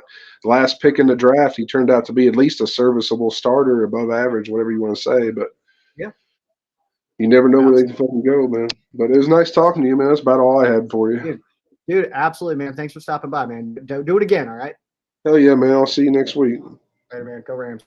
Bye. Oh man, that's Cody. Potty mouth Cody is what we were calling. All right, so let's go back here and check out some previous comments. If anybody else wants to join in, definitely feel free to hop on in with me here. Again, I don't know exactly how long I want to go tonight. I do have some errands I got to run. I got to hit the grocery store and stuff like that, and do want to watch Monday Night Football. Because first and foremost, I am a football fan. As much as I love creating content and talking about this stuff, I do also like to intake the content. I'm a fan of this game, so it's very fun. Also, I will update. I don't know if I can do it here. I'm gonna update. So I'll put it on the community tab. The Ram Showcase community tab, where you can check out the video that I did earlier today with Ramsoholic. Man, it was a cool conversation. Hopping on with him. Definitely go like his channel and all that stuff. Obviously, it was a video that was on his channel, so definitely hit that up and subscribe there. Because I want to say he's kind of newish to doing the Rams streaming stuff. So definitely show some love. I know there's plenty of Rams fan eyeballs for all of the Rams channels. So definitely spread out that love, man, for sure. I want to take a peek here at the poll. I see that Brian Burns is at 69% on the votes, which is pretty nice. So Chase Young at 23%. Nobody saying Jonathan Taylor. 0% on Jonathan Taylor right now. And then the other 8% coming in for the other. So if there are comments in here, I know that one person did comment saying Austin Eckler, cool bro, said that. Obviously, we know that the difficulty in trying to pull off that move, it's definitely, that'd be awesome. Dude's a touchdown machine. Him and Kyron, dude, in the backfield. Yo, what is up, dude? So, yeah, that'd be really cool stuff. Yeah, Ramsaholic is the best. Cool bro said it. So, yeah, go over there and definitely subscribe. Check out that. And I'm sure other streams and stuff like that are on the way. I will definitely be hopping on with him more, and I'm sure he'll be showing up here as well. So yeah, absolutely. Rams house screaming Brian Burns, man. Brian Burns. Would not be mad if we got Young. Yeah, absolutely. Cool bro says he put on his Rams jersey for school today. Heck yeah. I used to do it. I'll tell you this, cool bro. I went to this place called, I went to Wasson High School in Colorado Springs. It doesn't exist anymore. They closed it down. But when I was there, man, the 3 years that I was there, my freshman, sophomore, and junior years that I went there, those were the years. So that was what 2006, 2007, 2008, which were, if you don't know, not good years. Those not so much fun for the Rams. But yeah, so I will say this though, man. When I was in high school and the Rams won, there was a stretch in there, 6 games in 3 years during my high school time. and it was pretty rough. But I was the hardest supporter, man. I think I kind of steer into like my Rams fan. I kind of dig my heels in a little bit more when the Rams are bad. Like I get more intense with my fandom when the Rams are bad. And I know that that's kind of opposite for most people. Most people kind of take a weird approach where it's like, oh, if it's bad, it's like they kind of distance themselves a little bit. And when it's good, it's like, oh, I've been a fan forever, man. But like, I don't know, there's something about being bad that makes me kind of just like, no, I'm here. Like I ain't going nowhere, man. So I'm not going to tell you how to be a fan, of course, but I have so much respect for people who really dig in when their team is not playing well, man. It's one of those things. Like I feel like too, like I was kind of talking about it last year. It was like this team needs us, like good fans, now more than ever. Like we don't need to bail on them and complain about everything. And we need to get rid of Stafford. We need to tank for a rookie quarterback next year who's in college right now who may not even transfer to the NFL. We need to do that. Like it's like or the guys that we got right now, especially going in, dude, that season and that emotion followed into like this offseason of like getting rid of guys like Jalen and Flo and stuff like that. And then kind of course, Cam and stuff like that. But like, then you have this young team where even our own fans are like, we're going to be terrible. Bleh, you know, then it was kind of like, I really dug in and I started defending guys even harder. And it's like, it's kind of funny because like I will say something about like last year about like Tutu Atwell. I'll be like, man, Tutu, man, like this guy's a bust. He's not doing good. The second somebody else says anything bad about Tutu, I'm like, well, hold on. It's like, well, what about this? Like, you know, I have this weird thing where I defend the Rams like so relentlessly, even if it's something that I've agreed with in the past. Like if it's something that I've said about this team where it's like, oh my gosh, Sean McVay just got out coached, and then somebody else says it, and I'm like, well, hold on, but he's still the best coach we've ever had, though. Like I'm allowed to say, which I realize is kind of backwards and stuff like that, but it's just in my brain, man. I don't know how to control it. All right. You think I can tame this thing? I have no idea, dude. All right. Stafford is straight up gangsta playing while he's limping, dude. That was some real Matthew Stafford stuff out there, man. That was great. I absolutely love that, man. Let's see here. Yeah, Sheriff and Carl. He's still here. You want to come back on, Carl? Carl. You want to come back on? I think that's a yes. So we're going to bring him back. Come on. All right. Yeah, okay. All right, so this is Carl, Colonel Carl. I'm Sheriff Joe Baggs. This is Colonel Carl. What's up? Woo. He's actually a Bengals fan. He was pretty stoked on Monday Night Football. Oh, he wants to go. All right, go down. Sorry, bud. He's a Bengals fan. He also likes the Lions, also the Jaguars. So, that's Carl.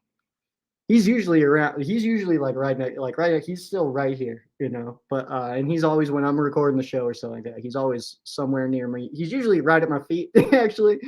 Usually, if you're watching Ram Showcase, there's a cat sitting like right near my feet, but he just sits there quietly. So it's good stuff, man. Anyway, let's move on. Johnny also says there will be at least 60% Eagles fans at SoFi.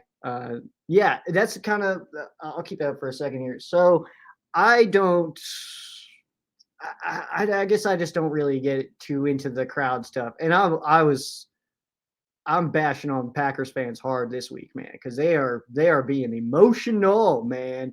So like the Packers fans didn't even get that blown out by Lions fans, right? Like it wasn't even that bad. In the photos that they're showing to show how bad it was like at the end of the game when Packers fans all left, but Lions fans like started coming up close to the field, and they were like, "Look at how blue it is in there." And it was like, all right, like.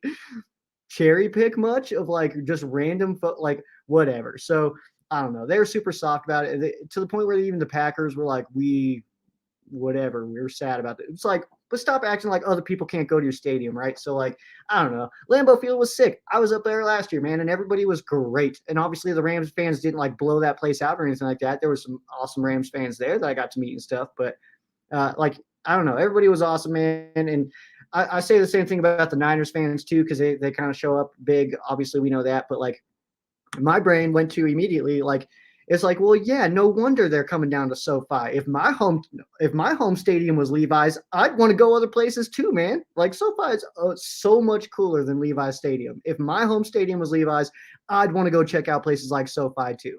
If I'm watching not 8-9 games a year at Levi's and I got a chance to go to SoFi, yeah, sign me up, dude. Like, what? Of course they want to come down to our stadium. It's way better than theirs, man. And no Niners fan is going to argue that. If they do, they're lying, and they're just trying to defend their team, which I get it, but that's the thing is like Rams also been back for what 8 years, so people growing up and going to Rams games, at most they're 8 right now. They're not out here buying tickets and parking passes and season tickets and driving themselves to the pink lot to tailgate with the best group of people I've ever encountered in my life, you know? So we got to give some time, man. We just got to give some time. We'll get our crowd, but we've only been back for 8 years. It's a long process to get a fan base built, especially a fan base who felt kind of burnt by you when you left 20 years ago or 21 years before that, you know? So I think that has to be considered as well. So obviously, yeah, there will be a lot of Packers fans there. And also, I said this to my Packers fan friend who was all butthurt about the Lions fans showing up, and it was like, because he kind of commented too. He was like, what did he say? He said, "Yeah, I'd feel that way too if my stadium got blown out every single week by opposing fans." It's like, oh, sorry that LA is cool as hell. Like, sorry that people like to go to LA and like to move there and like to visit. And when they're living in like a perfect example, when Peo was out at SoFi for the Atlanta game, he kind of commented on that too. And he was saying that like he met Falcons fans that were like, oh yeah, we're from Atlanta, but like we wanted to come out to LA anyway. And we figured might as well just pair it with a football game. Right. So it's like, yeah, that makes perfect sense. That's why I went out there. I wanted to see LA. And it was like, oh, plus I get to see the Rams game. It's different for me. I'm not a Bronco fan or anything like that, but I get to go out there. But it's like, that's where my mindset goes. It's like, oh yeah, sorry, LA is awesome. And people like to visit it. Like, I know, like, don't sell your tickets to opposing fans, but also I'm not there, so what am I supposed to complain? I wasn't there making it blue either, man. Like, I don't know. It's to wrap all that up, the stadium conversation about attendance. It's like, if you're there and it's bad, yeah, go ahead and complain a little bit. You're good. But if you were sitting at home, complaining about the other colors in your stadium, shut up. You weren't helping either, man. Anyway, let's move on. Let's see here. Cool bro messaging players after the game. Love that, man. That's awesome. I did not do that. I did not message Rams players at the end of the game. I don't know if they would watch Rams Showcase or not. That'd be really cool if they did. I know that some have. I don't know if they still do. I would be surprised if it was like part of their weekly schedule to catch the new episode of Rams Showcase, but because it feels like an episode or like a show by a fan for a fan. You know what I mean? Like, you're the fan that I'm talking to. I'm the fan that is just wanting to talk about the Rams. and even if I was just shouting to the void here, I'm okay with that, because there's a lot of Rams stuff packed up into this noggin over here, and it needs to be released. All right, it's just got to get out there. So that didn't really pertain to that, but you get it. You can. Let's see here.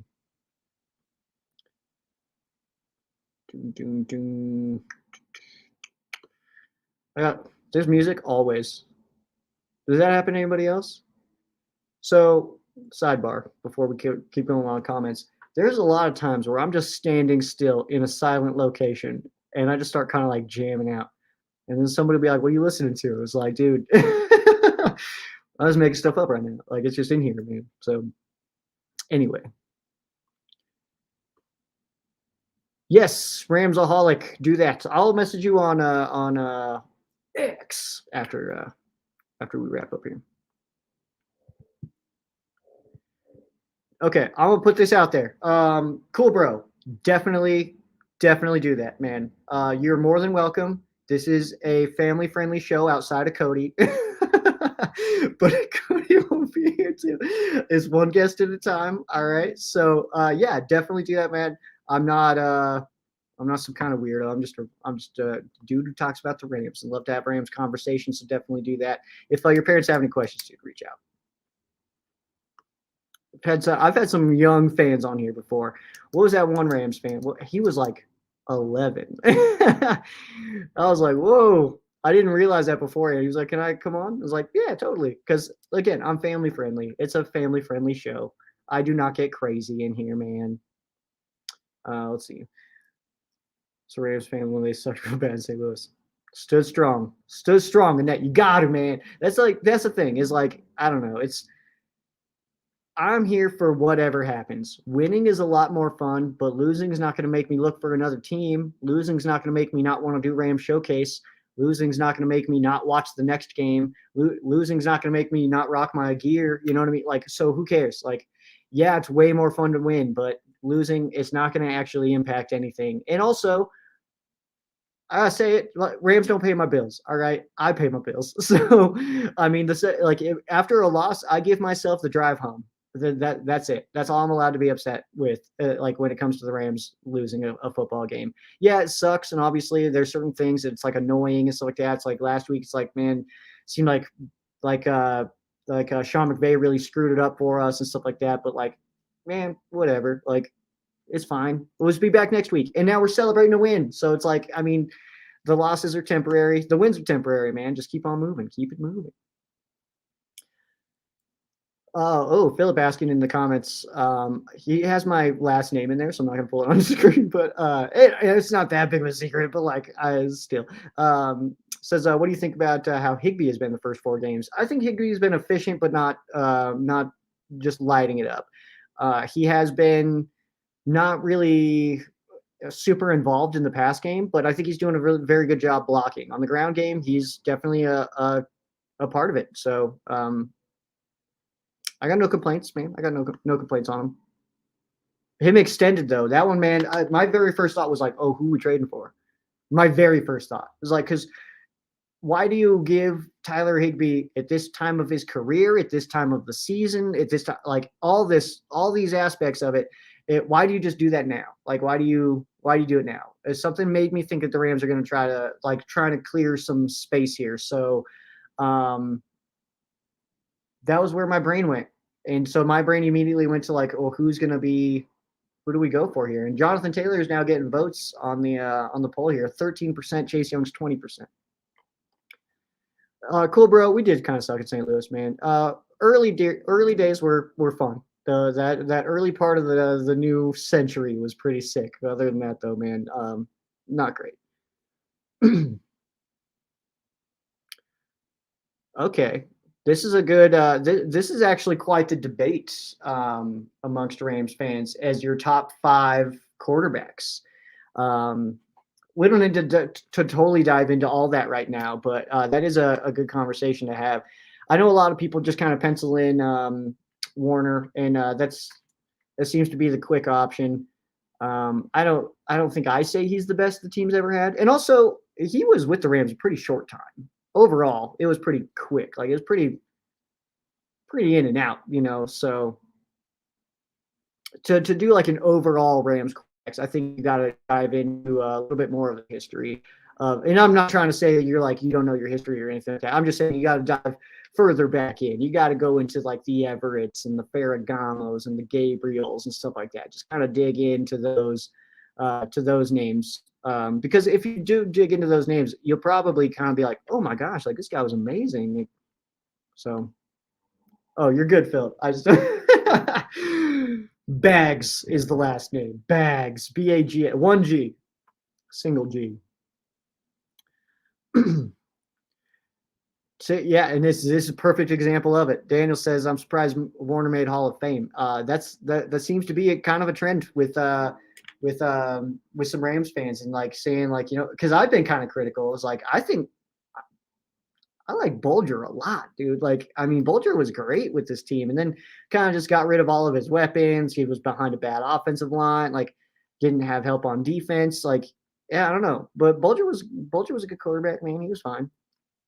Yeah, losing builds character, dude. Like straight up. Like it's one of those things too. It's like when I don't know, because fans try to talk trash to you. You know what I mean? Like, and that I don't understand. That I'll never understand. Like, it's like you suck. Now it's like I didn't throw that interception. Like, I was just here drinking a Pacifico, yelling at a TV. Like, what are you talking about? I didn't do this. So yeah. Anyway. So we got Stafford, Warner, Bolger, Ferragamo, Goff. Dude, Goff is up there as well, man. People are not giving Goff credit. I think a lot of fans kind of like locked in on their mindset on Goff based on the first 7 games of his career, which admittedly were terrible. And he was streaky. He would have times where he would come in. If he threw 3 incompletions to start the game, we were like, okay, well, hopefully Todd's on today because this guy's not going to be good. So I mean, he was a little streaky and stuff like that. But when Goff was on, when he was in it, flying, bullets flying, and he's just got to go, it was perfect. And that's why I think that both teams won that trade. That's exactly why I think both teams won that trade. I think that we can say that we shouldn't have gotten rid of Goff and all this stuff and look at what he's doing in Detroit and be like, damn, he could have been doing that for us. No, he couldn't have, because I think that the system and the situation that he's out in Detroit is why he's doing all this stuff. I think he was a little handicapped by McVay in like a weird roundabout way. McVay being so precise is not what Jared Goff needed. Jared Goff going to Detroit where he's got Motor City Dan Campbell calling the shots and just this gritty attitude with this team of like, we're the underdogs, we're going to come in, punch you in the mouth, bite off your kneecaps and all this stuff. That's the mindset that Jared Goff needs to thrive, and that's what he's doing. He's out there thriving in it. I think that if Jared Goff stayed in LA with the Rams, I don't think he would be to the same level as what he's been able to reach with the Detroit Lions. And on the flip side of that, I realize that Stafford seems like that kind of guy that seems like that just like grit. And we saw it this week of like him. He's beat up. He's hurt. He can barely even walk, but he's out here slinging it still. You would think that that's what the Motor City Dan Campbell offense needs, right? I kind of disagree. I think that this with Sean McVay, in the way that Sean McVay is like calling up these plays and the brain that is McVay paired with the chaos that is Stafford and Stafford's brain, I think that's the perfect combination. So I think that both teams won that trade. I think that Jared Goff is thriving in Detroit because that's what he needed. I think Stafford is thriving in LA because McVay is what he needed. So I think that both teams came out on top there. And we can say until we're blue in the face that like something along the lines of like, oh, well, we shouldn't have gotten rid of Goff because he could be doing this stuff for us. I don't think that that's true. I think that he needed that attitude out there in Detroit to really become Jared Goff. So yeah, but he was an awesome quarterback, man. He's one of 4 quarterbacks who has ever played in a Super Bowl for us. Like that's impressive, man. Like that's awesome, man. So and him in that Saints game, he was unbelievable. We couldn't even hear. Do you remember in the first quarter when he's trying to call off an audible and Andrew Whitworth has to come all the way over to the center to try to hear the call? And Jared Goff, he was composed, man. He was just getting it done out there. So, I mean, he's a good quarterback, man. But that environment, again, that was the environment.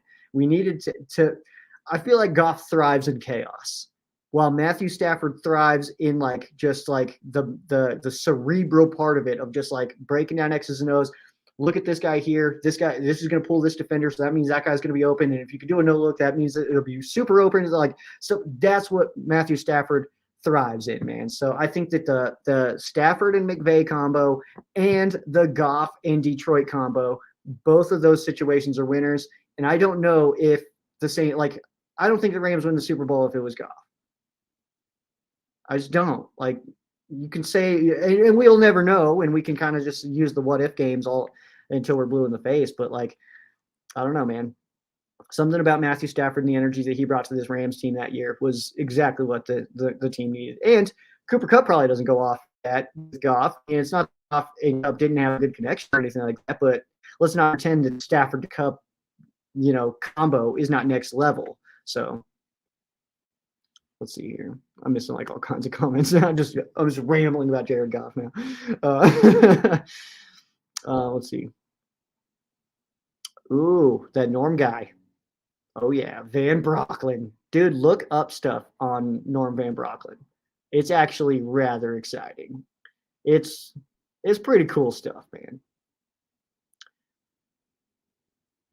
Okay, Daniel wants to talk about needs next draft. I don't love this, Daniel, because we're going into week 5. But feel free, man. I've got nothing for you. I've got nothing for you because but if you want to have this conversation, we can absolutely do that. I'll even share the stream, the link to join in again in the comments. But I've got nothing on this because I want to wait to see who we lose and stuff like that. But I am interested to see what you think, man, what our team needs will be going into this next year. Because also, what if we make a trade coming up here soon? What if what if Davis Allen starts coming in and is just incredible? What if what another young guy starts coming in at edge rusher and starts just absolutely killing it? Then we don't really need somebody this offseason kind of thing. So the next draft needs, I think, are very difficult to kind of talk about right now. Quarterback does feel like it will be one within the next couple of years, but also I'm not really digging too hard into that because, I mean, with the Bears looking right now, they have 1 and 2. So to think that they wouldn't go for something that would totally screw up our draft, I mean, it probably would. I want Marvin Harrison, honestly. Like that's absolutely who I want. But let's see here, dude. Bob Waterfield, dude. We're just dropping old school stuff. I love that stuff. No, you are not crazy, man, because our DBs are awesome. Also, I need a guest to do video, please. But yeah, it's DBs are awesome, man. That's I'm liking Durant. I like DK. I love Yeast, man. It's some good stuff right now. The only thing that I want to see, my only big complaint in the secondary, is the simple fact that Tomlinson is a penalty machine, man. And I don't think it's crazy to think that the refs heard his comments about him saying, like, I'm going to push it as far as I can and see what I can get away with, and then I'll pull back until it's okay. It feels like the refs are watching him real close because a lot of the penalties that he's getting to do feel a little bit like, okay, well, you didn't need to call that, or you don't call that all the time. So what are we doing over here, man? So I don't know. There's a couple things like that, but he is a penalty machine right now. He tried to rip a guy's head off in Denver, of course, and then he's had special teams penalties. He came in on defense, had a penalty in a very big play, but that kind of stuff, man. I'm liking our DBs. Tomlinson, I think, is so talented, and I absolutely love that dude. Penalties, though, God, pull back. And he's not even getting a lot of playing time, and we're seeing a lot of penalties from him. So he's definitely got to pull that back, and I am excited to see him as he progresses throughout this year. But our DBs are sick, dude, for sure. YouTube, I'm cool, bro. Norm Van Brocklin, if you need me to type that here. Norm Van. So you can go check him out, dude. Worked at James Robinson. Yes, I need video. I'll bring in. Let's see here. Should bring in Fitzmagic. I don't know if bringing in if he would be a guy that we really need to bring in right now. Let's take a peek. Let's see what the internet says about who is. Let's just go to this page here. Put this up. Let's see what the internet says about who is available at quarterback here. And if you say Kaepernick, get off this stream. That is so stupid. Dude hasn't played in how long? He ain't ready. He's not going to. No. Oh, what am I doing? I went straight to transactions like normal. Let's see. Fitzpatrick, I wouldn't say is a top 10 Rams quarterback. He definitely had because he had that game, what was it, 2005, I want to say, against the Texans when Bolger was already hurt. Jamie Martin was in. We were just getting absolutely smoked. And then Jamie Martin went down, I think, with a hamstring.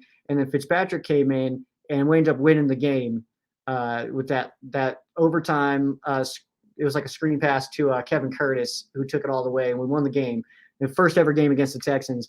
And what was cool about that is, or what's not cool about that? Sorry, my brain is trying to do too many things right now. What's not cool about that is, we were all sitting here like, holy crap, do we have a quarterback over here, man? Jamie Martin, is he do we need to shuffle some stuff around here. And then he followed up by throwing 5 picks the next week, which is exactly who Fitzpatrick is. He'll do some things that you're like, this is not even what? Like, how is this possible? And then the very next week, you're like, oh, no, he's one of the worst, actually. So, like, he's got no middle ground. He's either one of the sickest players in the universe or he was absolutely terrible. So, that part. Here.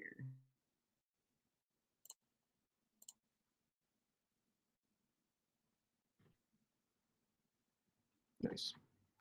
Let's see. Yeah, I don't know if I would put Fitzpatrick on there, man. Myself, at least. I'm not, your list is not wrong. Your opinions inherently cannot be wrong, right? They're your opinions. Who am I to tell you that you're wrong about what you think? That'd be ridiculous. So Warner, Matt, Norm, Goff, and Fitzpatrick. I mean, I don't hate the list. I just don't have Fitzpatrick. I'd put Bolger way ahead of Fitzpatrick on that list. That's pretty sick. Seeing back in '85. Oh, good old Harvard. Yeah, Roman Gabriel, dude. That's where we're sitting at, man. We're looking good here. Let's see.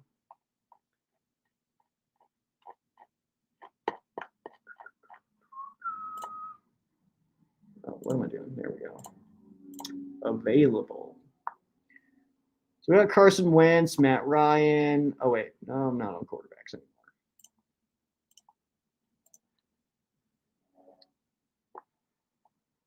Carson Wentz, Matt Ryan. They have Tom Brady on here. I don't think that's real. Colt McCoy, Joe Flacco, Nick Foles, Chase Daniel, Trevor Siemian, Jeff Driscoll. Rippon is not available because he's our backup. Wolford's hurt. Hercules, he's not very good. Let's be real here. Jake Fromm, Ben DiNucci. I don't know. I don't know about y'all, but I'm okay with where we're at. And also, I kind of talked about this earlier. It's like if you have a guy that you don't feel comfortable with coming in, if your starter gets hurt, why is he here? If we don't feel comfortable, if something happened to Stafford and he goes down and Brett Rippon, like we have to bring somebody in, why is he here then? Like if we bring somebody in to go ahead of Rippon, what's the point of him being our backup if we don't trust him to play? You know what I mean? Like that's like such a weird thing to me. And it's like we saw it last year, reasonably so. And this is kind of my perfect example here. So Stafford goes down last year. The Wolf, Au, comes in and is not good. So then we start Hercules. And then Hercules is not good. And then so it's like, okay, crap, what are we going to do? Baker Mayfield. And then so look what happened. Hercules, the Wolf, Au, they're not here anymore. It's like we saw that they should not be trusted as our quarterbacks. We saw it. We watched it happen right in front of us. And of course, like we lost Baker Mayfield as well. I think that the Rams would have loved to have Baker Mayfield as their backup quarterback. I definitely wanted him to, but he made the right decision going to Tampa Bay. He's not only the starter there, but playing football. So there's that part of it too, man. So I don't know, but if Stafford goes down and Rippon, first of all, we got to give Rippon a shot to play, right? Like if Stafford does go down, and we're talking about hypotheticals here, but if Stafford were to go down and Rippon is on the team, we at least need to see what he can do. We don't need to like immediately be like, well, who else can we bring in here? Because Rippon's not the guy. It's like, well, no wonder, no, of course he's not the guy. He's the backup. Like that's what QB2 is. Like he's not the guy. If your QB2 is the guy, you are doing depth charts wrong. Right? It shouldn't be the guy. So of course, the pool that is available though is like, do we really want to bring in a Carson Wentz? Are you serious? Anybody who suggests that, I immediately just like, oh, you haven't watched football over the last few years. That guy's not good at this game. Like, come on now. I remember too, so many people wanted him over Jared Goff. And at that point in time, there was no wrong answer because we didn't know what their careers were going to turn into. But I was on the Goff train right away. I've got videos on my Snapchat from draft night that I like. I was with my buddy Charles. I haven't seen him in a long time. I hope he's doing well. But I was with him and my friend Taryn and stuff like that. We were all down there, and he did not want Goff. He wanted Wentz so bad, and I kind of just like my video. I'm all drunk and stuff like that, obviously. But obviously. Like I'm just drunk all the time. But he was like so mad about it, and I was like, my video is basically just me being like, he's gonna learn. He's gonna be a believer, man. He'll be all right. This is a very interesting comment actually from Philip. First of all, dude, hope you're doing well. I'm pumped to get out to LA again, man, and hopefully we get to spend like more than just like that quick little second, just like high fives and photos real quick, and then we bounce. But anyway, what about JJ3? Dude, barely on the field. I thought he came back and would be a starter. That's kind of a good question, dude. I don't know how to really talk about John Johnson because there's clearly a lot of stuff going on that I just don't know or understand right now. Russ Yeast being the starter doesn't make me unhappy. I like Russ Yeast. I was surprised by that because we just hadn't really heard about anything from him, like in training camp, preseason, stuff like that. We didn't hear like Russ Yeast is the guy, like when no one was talking about it. So it kind of did come to me as a surprise that he's a starter, but I do like the way he's playing. In week 1, Russ Yeast compared to week 18, Russ Yeast, I'm pumped to see the difference in that. And I can't show videos on here, and I'm not going to push that. One thing Rams Showcase will never do is try to infuriate or frustrate or try to get on the radar in a negative way of the Rams or the NFL. Try to keep just play by the rules. That's totally fine. So I'm not going to have any like footage examples for you, but I am going to look into like the all 22s at the end of the year and go back and see the differences in the way that he's playing. And a lot of these young guys are playing. So I'm really excited about that. But when it comes to John Johnson, he was active in this game.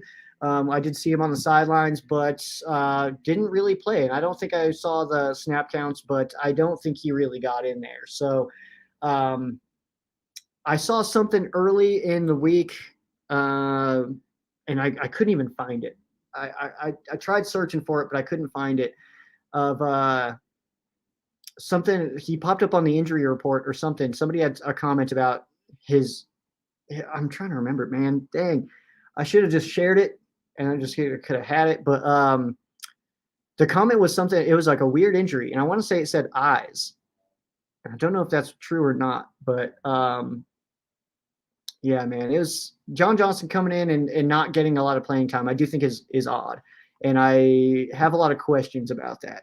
And it also just makes me think that like this might very well just be he might just come back this year and then leave. If he's not even getting out there. So we'll see. Watch American Underdog. It just seemed to Super Bowl. Yeah. And that's absolutely right. That just after after the Patriots loss, that one, like it kind of fell apart after that.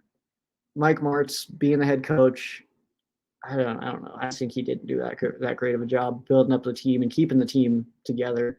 And then of course, like you get like the most disgusting stuff in the universe, like Isaac Bruce in a Niners jersey, Torrey Holt in a Patriots jersey, and it's like, ugh, what is this right now, dude? Like it's like, ugh, this is gross. I got to admit, I've also not seen American Underdog. I am not a big movie guy. It's been so long since I've been to a movie theater. In fact, I will tell you, it was 2012, and I watched Draft Day. That was the last time I was in a movie theater. I've heard, in fact, that movie theaters now are very awesome and very different. The chairs are awesome. They're different. They lean back, and it's like a whole little experience. But I have not experienced it myself, so I have not been there. Yeah, John G brings up a good point here, man. Mike Martz choked the 2003 Rams Panthers playoff game. That was a great game. And also the day that I decided I hate Steve Smith. that was one of those like, oh, I can't stand this guy. And then he just like kept wrecking us every time we played him. And it was just like, oh man. Now I can kind of look back on it with some like with a more adult brain, and I can look back and be like, okay, no, that's just who he is and stuff like that. But yo, taste coming in here. Do you want to guess? Do you want to guess what it is? I have a favorite. You're in my room.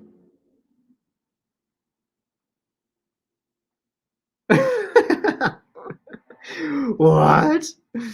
Calling out the Jackson, though. I like that. I tried to sticker bomb it. It's not going well. I might sand it and just start over and paint it or something. I gotta do something to this guitar. Let's see. What are we doing here? Man, don't overlook the car. I can do whatever I want. I don't have to prepare for anybody. I don't have to watch film. I don't have to give any pregame speeches. So I can look over whoever I want to. The Cardinals are not a very good football team. Sean McVay also, a lot of success over them. I don't know why I just hate that comment so much. And I'm not trying to be a jerk, but when somebody's like, don't overlook us, it doesn't matter what I do. Like, or don't look too far ahead. We got focus on the Eagles. I don't have to focus on the Eagles. Like, I will, because that's my game preview and I got some content I got to make this week. But it doesn't matter what I do. Like, no one is, they're not calling me like, hey man, what do we got to do to get to Jalen Hurts in this game? No one's asking that. So, yeah, it's I don't know. And don't overlook the Steelers either. Yeah, I mean, but same point, but also, yeah, Steelers are a good football team, man. Cardinals aren't as bad, I think, as we thought that they were going to be, but they're still not that good of a football team. Rams are definitely a better football team. But you know, Stafford, Kupp, Puka, McVay, Donald, Fuller, Jones, those are the guys that don't need to overlook them. And I'm sure they won't. But what I do is irrelevant. Let's see here. Daniel says he's in my room, and it's weird. Let's see here. I'll show the Jackson here in a second. Where's Alec Ogletree now? You know what? I don't know. Let's try to find out. So I've been on socials for years and stuff. Let's see if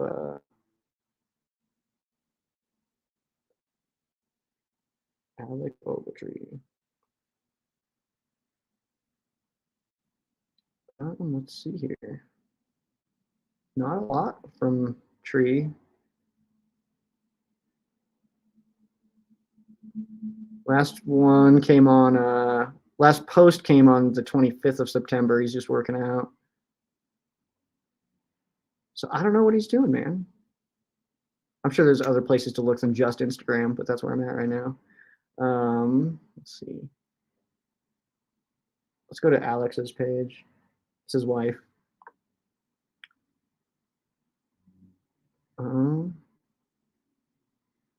He's had a birthday on the 25th. Oh, that was his birthday. Nice.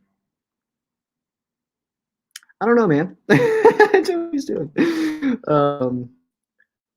Mikey asking, was my record prediction? Rams are 2-2 right now, playing good football with some health. I think at the Rams, like what we've seen is two games that the Rams lost that they probably should have won. And like, I mean, let's be real here. Like that, the Rams played really well against the 49ers, and you take away a couple of big play mistakes, and maybe that game goes the other way. Bengals game felt like it should have been a Rams win, but just wasn't. So I feel like realistically we can see this team float about 500 for the bulk of the year, but we should still see some growth come as the season goes as well. So my brain wants to say that we'll float about 500 all year long. Yeah, he definitely retired, but I'm trying to figure out what he's doing now. But as far as like a record prediction goes, that's where I'm going. So my brain says to go about 500 the whole year. So I think we ended about 9-8. But you also got to consider as well the growth of these young players. In every single week, that is a massive amount of experience that they are gaining week in and week out, going against these different teams that are extremely talented. So the week 1 Rams are going to be different from the week 18 Rams. And if health is included in that, I do think that we should see an upswing as far as like the talent level, the skill level, the confidence levels of these young players. So I would say my brain wants to go 9-8 because of that, but my brain also goes to the like, well, people are going to keep getting better, keep on progressing and kind of keep on doing that. But I would say that should lead to like 1 or 2 more wins. So I've put it the Rams at like 10 or 11. What's your score prediction though? Feel free to drop yours.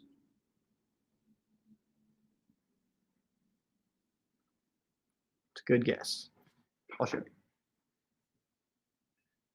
This out of here so I don't lose it. If you play guitar, you know that. So it is a Kelly. So I tried to sticker bomb it. It's going poorly. It's not looking great right now, but yeah, the Jackson Kelly. Some Wheatleys. Wheatley, Wheatley, Wheatley, Wheatley.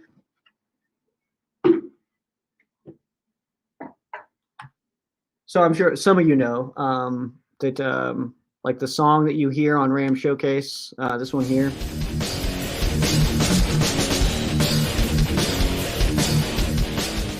So that's me. That's me and my homies. So that's that was recorded on this guitar here, on this amp that's behind me here. So yeah, Jackson Kelly. That's my favorite.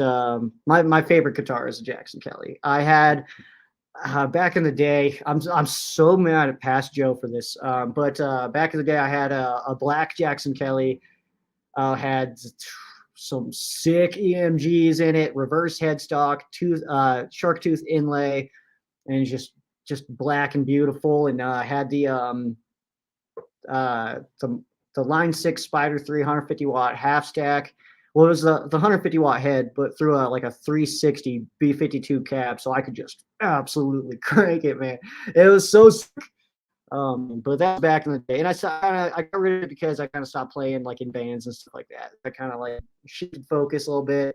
So I was like, you know what? I don't need this clunky thing sitting here, man. Just let somebody else get some use out of it. Was my main mindset there. So I'm sad that I don't have the guitar anymore. The amp I absolutely loved. Big Line 6 guy. Those are a Jackson Kelly through a Line 6. Yo, that's my setup right there. But yeah, it's I like the Kelly. I saw this one.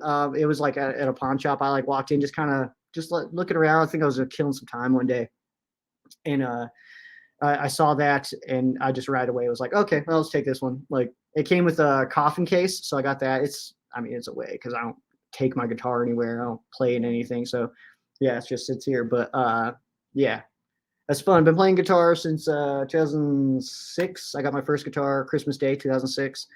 And I didn't know how to play. I held my picks like this, like because I did like no one taught me how to do anything. So I learned how to read tabs, and then from there I just started learning songs, and then kind of branched off into writing stuff and all that stuff. So it's fun though. Disturbed was like my main stuff playing because the first 2 albums, no guitar solos. So like I was like, I could do this. Hell yeah, I could do this. Wait, I don't remember what I was talking about here, but I do appreciate that. Let's see. Rams flag just came in the mail. Heck yeah. I've got this one here, obviously got signed up in Denver with a bunch of stuff. This one I've gotten signed with a bunch of stuff as well. Got Rob Havenstein down there. This one here is John Johnson. We got Coach Fossil, Coach Bones up here. This one here is Josh Reynolds. Up there is actually Paul McRoberts. Not a name everybody knows. But good stuff. And then I got 2 other flags in there. I got the snail logo, and that's not supposed to be a derogatory term towards that old logo. But that's what just kind of whatever.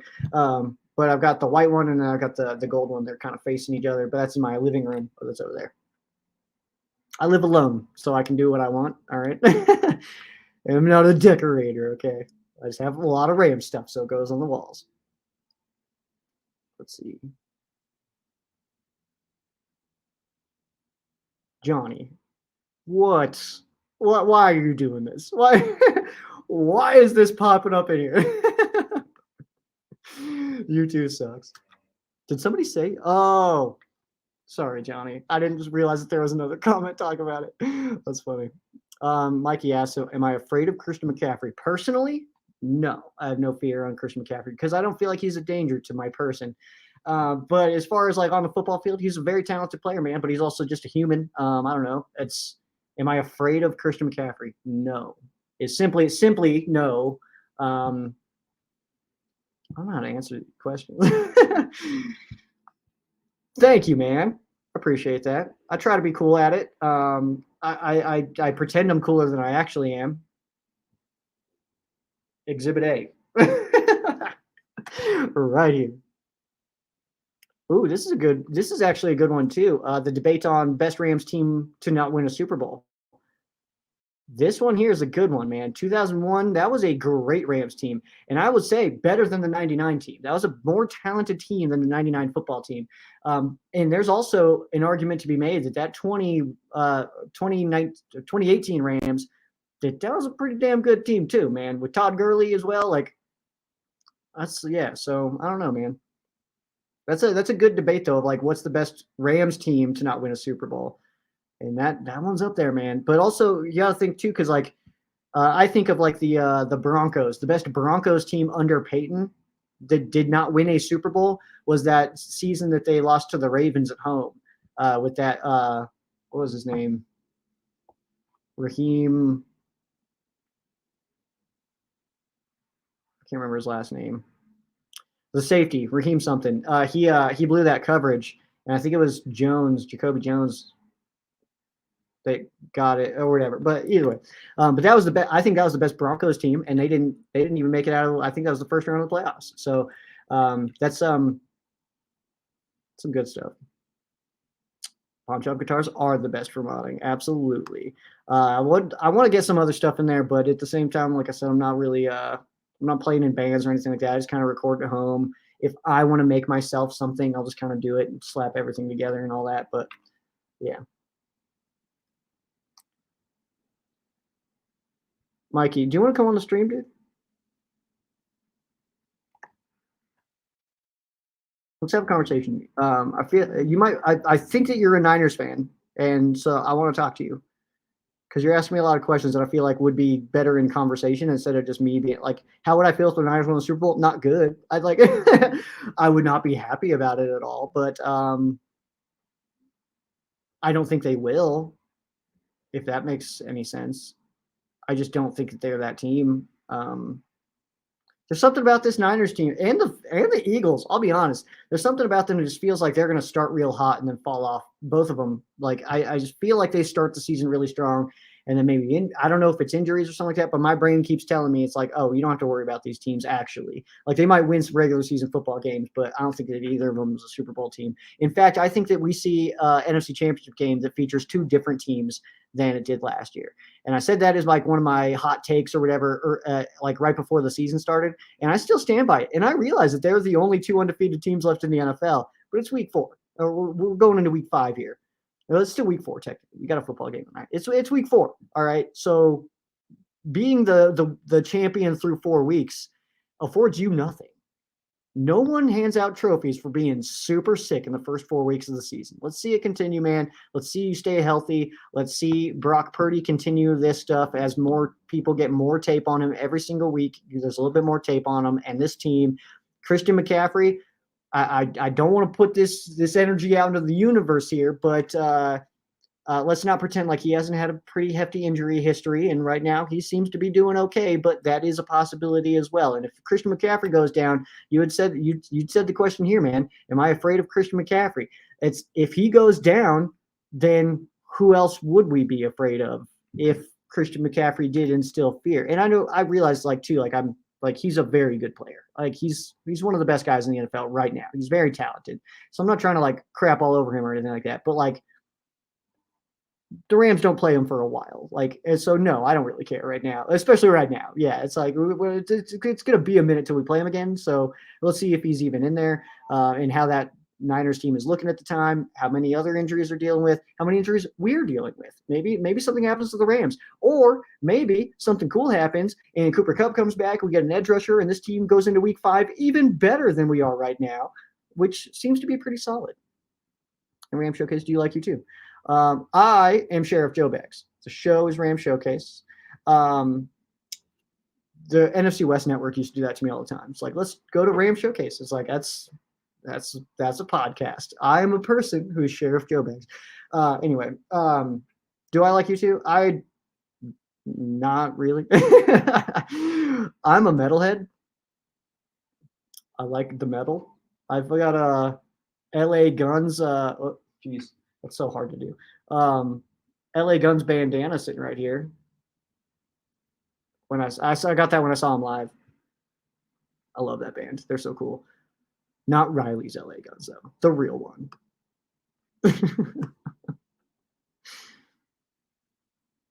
Yeah, so that's cool though, man. Like, the music is subjective. Okay, let's go ahead and toss that in there. Is that no matter what you like, that is correct. Like that is the right thing. I don't like certain things, but I can guarantee also probably most of the people on this stream would hate all of the stuff that I listen to. The stuff that I put on just to like chill and like make graphics for Ram Showcase and write up scripts and dive into numbers and research and stuff like that and create storylines and all that stuff. The stuff that I've got playing on in the background when I'm doing all that stuff would probably make most of you guys be like, what? So it's subjective, but I'm saying vibe, dude. Like I was just chilling and having a good time. So do you think the Rams can take the Eagles? I absolutely do. But also I'll say this, because we were having this conversation at work the other day. So it's like I'll pick the Rams every week in a pick'em because I see a way that the Rams win every single game. I always go into every single game seeing a way that the Rams can pull out a win. It's like going into this Eagles game. It's like, first of all, let's take a look at their last week. So they had an overtime game as well against Washington, who's not very good, but it's a division opponent. So that has to be considered. Obviously, they know each other pretty well.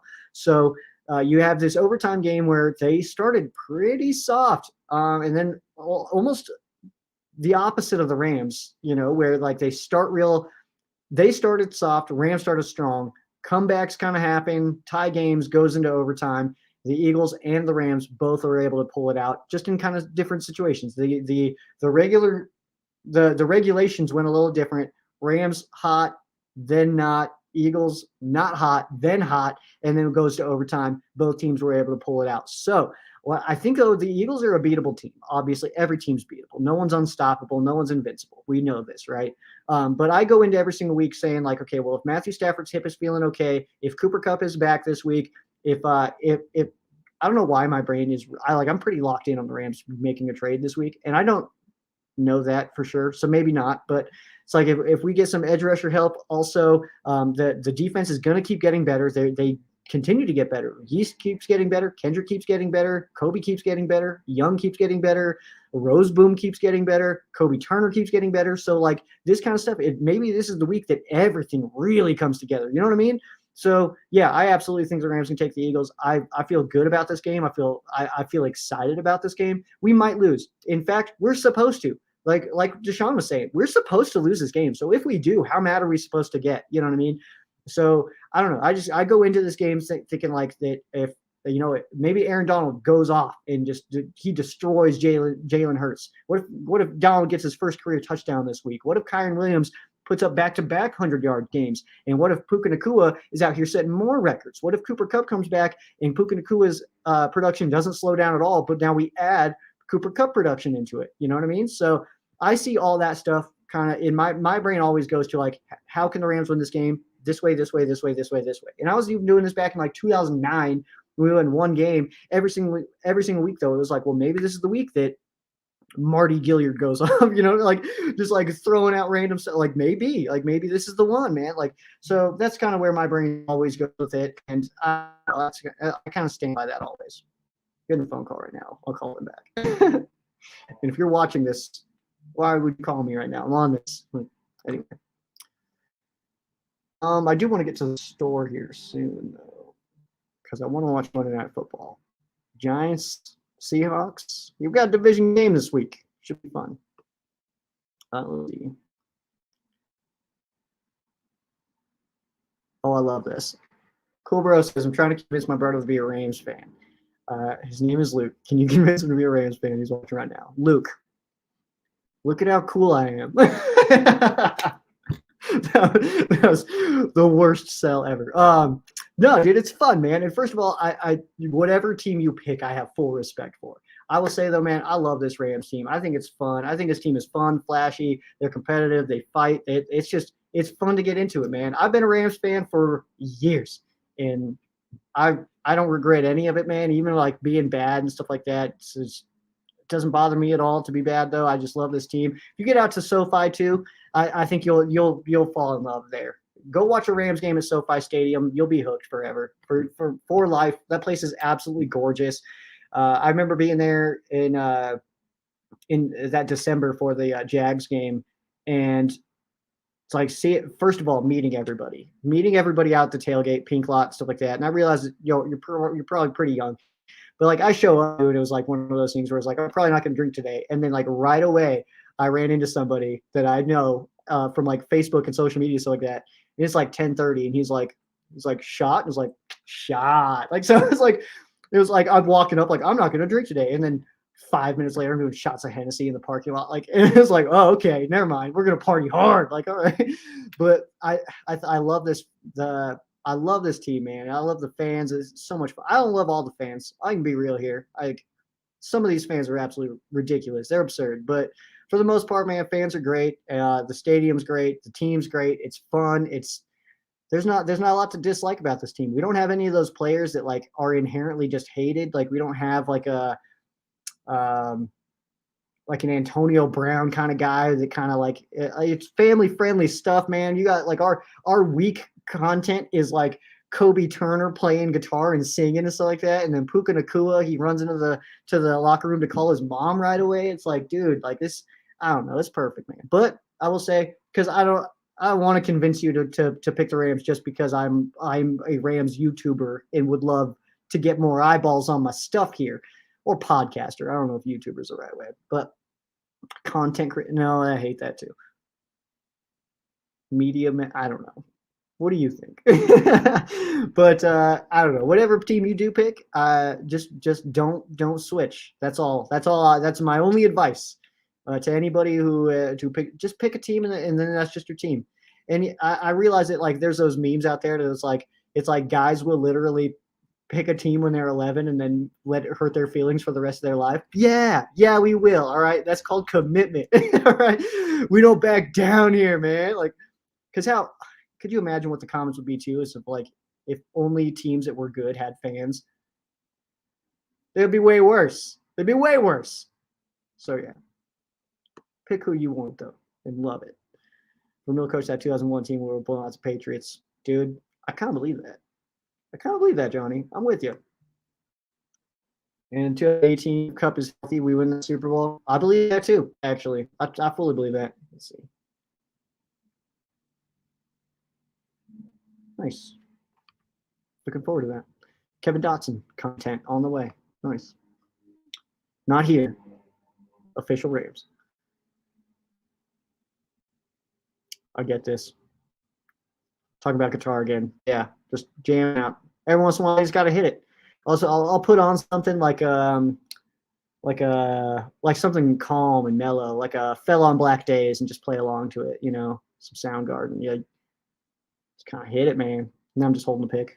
Probably gonna play for a while afterwards, but yeah, that's yeah. Why is it? What?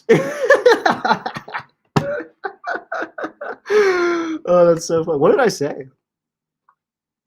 That's so funny. We won yesterday to be happy. What was I not happy about? Was I unhappy?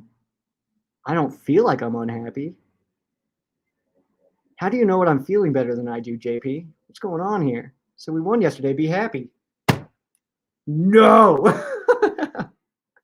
I really don't know what you're talking about. In fairness, I'm very behind on my comments here. I try to go in order, and so sometimes I say something, and then I don't see the comment for like a while, and then I don't know what it's talking about because it'll just be like, yeah, you're right. It's like, I don't, maybe. Oh, and no worries, dude. It's just, yeah, no worries, cool, bro. You're good. Whoa, where are we going? Yo, speak my language, Johnny. Hell yeah. LA Guns, Doc and Crew. Well, Rat, yeah, I like Rat. They're not terrible. GNR, I'm not super in love with. Wasp is cool.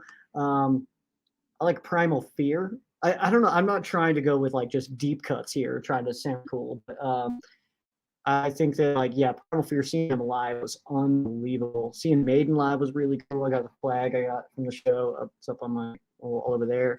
I was at Parkway Drive on Friday. Does anybody know Parkway Drive? Because that was incredible. Holy crap. I had so much fun at that show. It was with Make Them Suffer, North Lane, and Amity Affliction. Great show. Great show. Oh my God. I'm still a little sore, I'll be honest. I got like You can see like bruises and stuff. Still. Good stuff. Ooh, Duran Gray. Yeah, good stuff. Yeah, actually, yeah, you're right. You're right. No way the Rams make a trade. We got to be realistic, man. I say give it a couple weeks and see what the record is. Trade deadline's going to creep up on us, though. But to say no way the Rams make a trade, I think is being to not be any kind of jerk here at all. I think is being close-minded and feels very new fan. And again, not to be a jerk. That is not a jerk comment. The intention of that is not to be rude at all.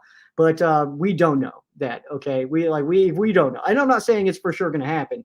But that's kind of my point, is that we don't know. And to say that it won't, though, the Rams will not make a trade, no way.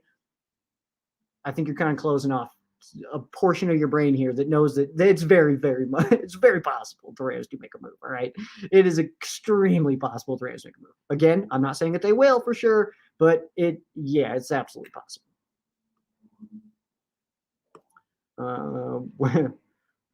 This week. Probably not, actually, with Kupp coming back. I don't know, man. I got excited. I'm not anti-Jefferson yet. I know a lot of people are, but I'm not. I don't know, man. I either he's going to do it or he's not. Either way, I think this is his last year with the Rams. I know people are buying up those Puka Nacua jerseys. I talked about this earlier on Ramsaholic stream. There's like people are buying these 17s, but dude wore 12 in college, and I think Van Jefferson's gone after this year. So we're going to see a new number on Puka next season, number 12. I think it's possible. We're preemptive and go with get a custom-made Puka Nacua 12 jersey, and so I'll be ready. And then he won't switch, and we'll have this ridiculous jersey that makes no sense. That's funny. Only get mad if they play absolutely awful. McVay doesn't coach a good game. Like Monday Night Football, dude. Like Monday Night Football. You just described what we did against the Bengals. It's fine. Those games happen. You're going to have bad days. I have bad days at work. I'm sure you have bad days at school or work. No matter who you are. Some days you're just not feeling it. Some days are off. I talk about that a lot. I'm a radio DJ, and sometimes I'm on air and I'm like stumbling over everything. And I'm like, I turn the mic off. And I'm like, how did they let me do this? I am an idiot. And then some days I'm feeling great. I'm punchlines and jokes and hitting the post and all kinds of cool stuff, dude. Getting sick phone calls. It doesn't happen every night. If it could, if there was a secret to be had where you can just be on every day, I would want to know it, and I would let Sean McVay know it too. I would tell him, be like, hey, we do this every day. It's a good point, actually. When teams start trying to cover Kupp and Puka together. That's actually a great point. I kind of mentioned, I was like, oh, maybe I was too quick on that because Kupp returns. But what if so much attention goes to Kupp and Puka that Jefferson is just like wide open all day long? WAO all day long. And what if he goes for like 220 against Philly? Let's see. It could be 3-1, but horrible officiating, play calling. I hate to throw officials into that. Personally, I'm not going to say that you're wrong for saying it. There was definitely some questionable calls there, but I think the Rams had more than enough opportunities to win despite the officiating, and that's why I would go more so the play calling and game plan for that game. And also, let's not forget that against the 49ers, we could have you take away the Kyron tipped interception, the interception that was thrown to the ball thrown to Jefferson, the play where Tutu didn't hit it and turn around, go to the end zone, so that miscommunication got us a penalty on it. You take just those 3 plays away, we maybe win that game. And so you take that compared to the stuff that happened on Monday Night Football with, yes, some calls that were questionable, whatever. That was a 2-2 touchdown. You're not going to change my mind. I didn't see his foot touch out of bounds. And then that interception hit the ground. You're not going to change my mind. That's what it looked like to me. He looked like he bobbled it and it hit the ground. If that's a interception, then Tyler Higbee's catching in this last game was a catch. So I don't know. You take away a couple of those things, and the Rams are only a couple plays away from being 4-0 right now. So it's good stuff. He said no. He said, I did not do a good pitch job, so that's my bad. Listen to Ram Showcase this week, Luke. this week there'll be a new episode Thursday morning. Check that out everywhere you listen to your favorite podcast. And then see. Because unlike what JP said, I feel like I like to have a good energy here, and I like to have to be fun and energetic and smart. Also, I don't like to be totally dumb. Sometimes I am, but it happens. We all be dumb sometimes, you know. Paul says he feels good about the Rams' chances against the Eagles. Yeah, it's just an NFL team. We have a football team also. That's all they are, is a football team. We also have one of those. So anything can happen, man. And back at home, too, after this road stretch, 2 games on the road, finally got to come back. Deshaun kind of talked about it earlier. We kind of haven't had a home game yet this year, if you want to count that, the SoFi game that we had, but obviously a lot of Niners fans there. So this really, I mean, this is only our second game back at SoFi this whole season. So this is some exciting stuff right now. Second time that the home fans get to see the team. So that's also obviously awesome. No, Horizon's great album. Great album, Johnny. Good stuff. All right. Got the Woods 17. Dude, that's the thing too. Like I feel like everybody I know that gets a jersey, that player is going to change their number next, right? Like I just got myself a Rob Havenstein jersey because I feel very good that he's not going to change his number. Like he's not going to all of a sudden be like, I want to be 76 now. Like I just don't think that's going to happen. So, yeah, that's why I went with that one. I also wanted a Jones. He already switched his number though from 50 to 53. Yeast changed. DK changed. Yeah, we'll see. But I like custom jerseys, actually. I know I bought the Rob Havenstein, but it's one of 2 remaining St. Louis Rams on this roster, and he's just been holding it down on that right tackle spot for years, dude. So I think he did. I just wanted to give him some love, so I snagged that jersey. Go get Burns. We don't need a running back. We got Williams. We always need more than one running back. Don't let that fool you, man. You always need more than one. 100% of the time, you need more than one running back. Getting it done with one is such a scary thing to try to do. So, yeah, I would say adding to that group. And if it's Jonathan, I think that too, like maybe I'm wrong. It's definitely possible. Never going to try to pretend like I'm super genius over here, right? But Jonathan Taylor's a next level player, man. And I realize that, like, even Deshaun said, is like, yeah, well, maybe Williams, maybe he's getting to that level, though. But he's not today. Jonathan Taylor's next level, dude. Like, he is such a good running back. And I think that a lot of us are just forgetting that because it's been a while since we've seen him play. You know, he hasn't played this year, obviously. But he's also, 24 years old? Like, he's got so many good years left in him. So, I don't know. That's kind of where I'm at with all that. Is it like if we could add Jonathan Taylor to this offense, and that's kind of what I keep saying. Is it like the Rams are 2-2 right now, could be 4-0 if you change around like 4 plays in those games, but we don't really need to keep doing that game of like we should be this, whatever.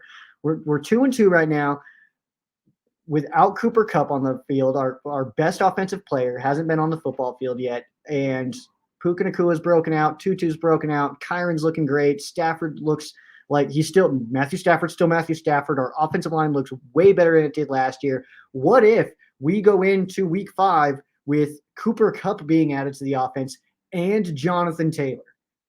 What? Like that to me is like, that is some, what else do you need to? Like, that's incredible stuff right there. That is a push. That is showing the rest of the NFL like, okay, yeah, we're 2-2, but we're coming, dude. We're coming for it, man. Like, so I absolutely love that. So, yeah, we go get Burns. I absolutely agreed. I would love Chase Young as well. I would love to add an edge rusher to this team. But I like Ronnie Rivers. I've been a Ronnie Rivers supporter for this entire time. Going to last year, I liked Ronnie Rivers. I'm also excited to see what we got in Zach Evans. Dude hasn't touched the field yet, so I want to see him out there. So we'll see. But to say that we don't need or couldn't use Jonathan Taylor, I just don't buy that. He's very, very good. He's good at football. And if we add Jonathan Taylor to our offense, we are a better football team. Now, if you give me the decision, if Les Snead hands me his phone and on there is all the football teams, all the GMs, and he's like, make a phone call, whatever you want to offer to go get somebody, whatever. He's like, we'll make it work. You make a phone call and get us a player. I'm calling for edge rushers. I'm not calling on Jonathan Taylor. My only thing on this is like, yes, I want an edge rusher. I want Chase Young. I want Brian Burns, something like that. I think that improving at the edge rusher spot and getting Michael Hoyt, honestly, just more in a rotational role, I think is ideal. But if we get Jonathan Taylor, I ain't mad about it, dude. I'm celebrating. I'm celebrating if Jonathan Taylor comes to this Rams, even though that is not my number one pick. Not my number one pick. But at the same time, I'm a dude who's talking about the Rams in my living room from Colorado right now. I don't make these calls. I just talk about what happens. So it doesn't matter what I want. Doesn't really matter what I want. But whatever they do, hey, I'll celebrate it. That's the thing. I'll celebrate whatever they do. All right? I'm not going to sit here and be like, oh, this is a bad move. Because I don't know that. All right? As we just talked about that, of like people being like, Puka Nacua, what? Why we do this? We should have done it. Well, now look. Now look how stupid you look on draft night. You're like, this is a bad pick. We shouldn't have done this. Now look at you. Trying to go back and delete tweets. Popping up on freezing cold takes on Twitter. Get out of here. I wasn't going to talk about that. And I'm still not. We're just moving on. Let's see.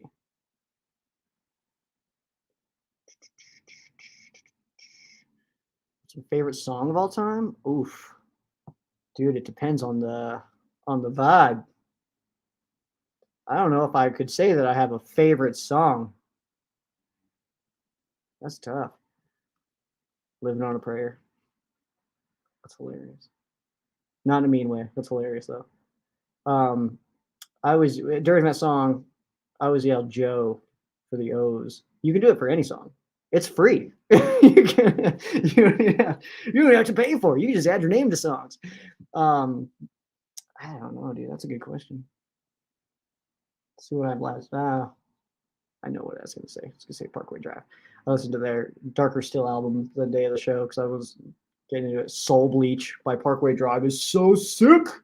Oh my God. That was a cool band, man. Cool band. I'm so pumped I got to see them. Wish I could have met them. Did not. I don't know how to answer that, man. It depends on the. There's so many songs, dude. There's so many good ones out there too. To rank them, I think is impossible.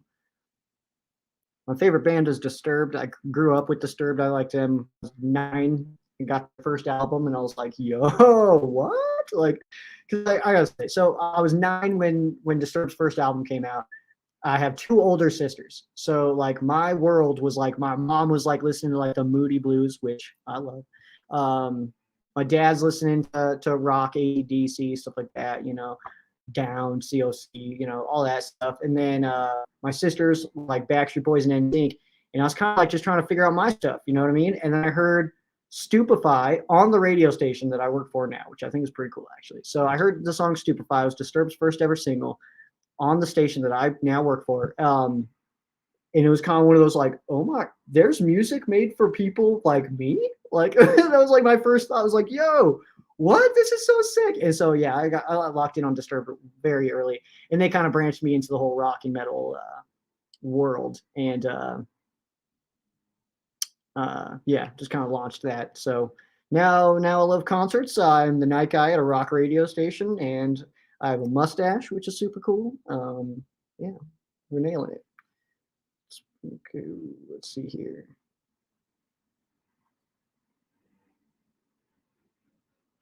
We'll definitely talk some metal here, Jen. Let's see. That's the thing, dude. This Rams community is super cool, man. And there's so many different good streamers and podcasts and channels and forums and groups and all that stuff, man. And that's the thing is like you can find something for you, and you kind of find you can as a because I'm on this side of it, so it's a little bit different for me, and I get that. But like from like just the fan perspective of only consuming content, not creating or putting any out, only consuming it, you can tailor it to how you want to intake your content, which I absolutely love. There's some shows out there that get a little bit more gritty, a little bit more cuss words and a little bit more harsh on evaluations of players and games and stuff like that. And I feel like I'm kind of middle ground, honestly, because then there's some also that are they're positive, that everything is right, everything is good. Hey, this is just a speed bump. We're going to be okay and keep moving kind of thing. I like to think that I'm somewhere in the middle where I'll call out something that I see. Like, if Tutu Atwell not playing well last year, I was like, yo, this guy's a bust. Get him out of here. Like, but now, though, I kind of changed my tune on that because I'm also willing to always shift my opinions. My opinions are always fluid. As new information comes in, I'm willing to adjust my mindset on things. And I think that's just the way that the world should work. It doesn't, but whatever. I can only control my world, and that's one thing that I choose to do is keep my opinions fluid. I don't want to just like lock in on something and then just say like this is what I believe from here until eternity. I don't care what other information comes out because I've seen it with people as well. I've seen like people that I initially hated. Like it's like something they do something to me right away, and it's like, you know what, man, I don't like this. Like this guy sucks.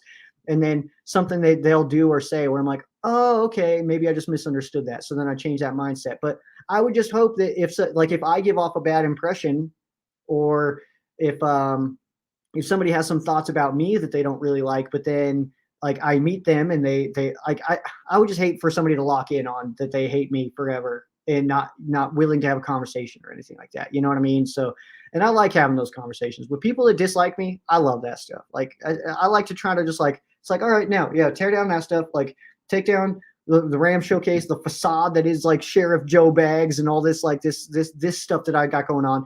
Talk to me as a human, man. We're people. Let's do this. And then usually leave that on a positive note. So I think that no matter where you're at in the Rams spectrum of fandom, whether you you're looking at Philly already, like, well, I guess we're just 2-3, or you're on this side of being like, no, I think we can win this game. I think it's going to be very fun. Like Cooper Kupp's coming back. We're feeling good. Like whatever, anywhere in between that, you can find content that is perfectly tailored for you. And that's what I absolutely love. The community that is Rams content creators, I think is very strong and it's very hefty. Everybody has a podcast. We all have the podcast now. Some people like to do 1 or 2 episodes and then bail because, spoiler alert, there's a lot more to it than just talking for an hour and then uploading some audio. All right, it's not that easy, but it's not that difficult either. But either way, but yeah, there's something for everybody. So I would say that if you find some Rams content, Luke, talking to you now, if you find some Rams content you don't really love or something like that, keep on searching because there's probably somebody out there that you'll totally kind of vibe with and stuff like that. And I think that's kind of what the Rams Showcase community is built on as well. It's like just over time, I've been doing this show for over 7 years now. And in that time, you kind of get people in and out.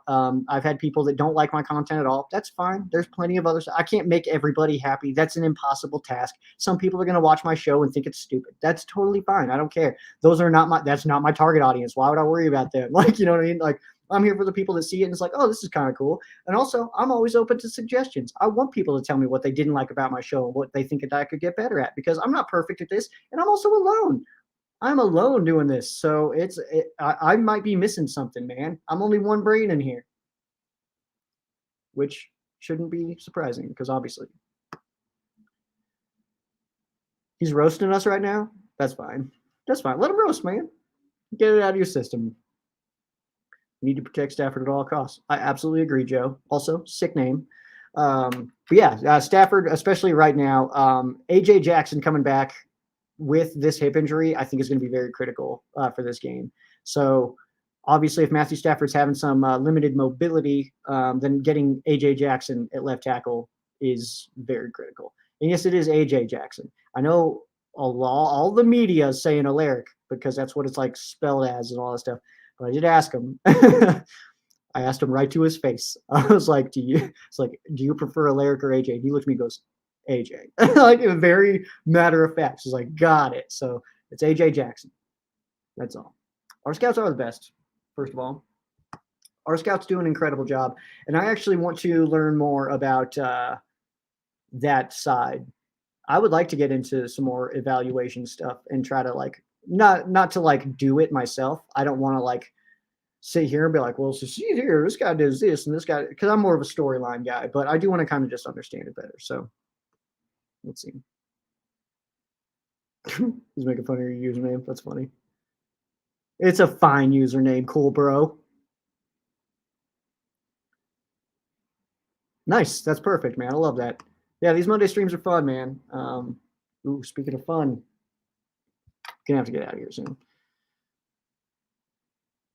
Oh, nice call. White Zombies band. Little socks off, dude. Dude, that's the thing. Like, you'll hear something, you're like, oh my gosh, what is this? Like, and then you just like dive in more. And like, I remember my first time hearing Parkway Drive. It was I caught them real late. I should have caught them way earlier. It was The Void that I heard, and I was like, yo, I was like, I didn't realize, because in fairness, I definitely closed my mind to a lot of things, a lot of music things, because I had a group of friends that liked the really, really heavy stuff, and they kind of like not, I don't know, kind of bounced all over the place, but it was like Asking Alexandria and stuff like that, which is fine. I don't dislike them or anything, but it was like, it just wasn't really my style, you know. I was more into like the zombie and stuff like that, you know, fire. So, but I heard Parkway Drive, The Void, and I was like, yo, I was like, this is not what I thought that they were. So I listened to that album, Reverence, all the way through, and I was like, yo, what? Like, like this band is so sick. Went high voice on it even, you know? And then I went back and like listened to like Iron and stuff like that. Like, oh man, just like, they're so sick.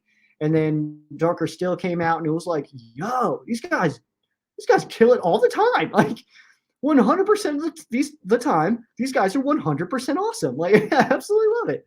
So yeah, it's one of those things. So you just like, you find something and it's just incredible. Right now, I'm really, really digging Kim Dracula. Kim Dracula is so sick, and not for everybody. That's the thing. If you listen to like Make Me Famous and you're like, I don't like this, like, that's fine. That I feel like is totally normal response to hearing Kim Dracula. But I listened to that album.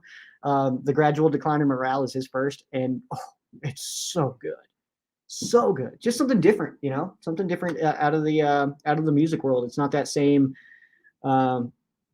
structure, the same sound, the same riffs. It's like, just mix it up a little bit, man. Let's get weird.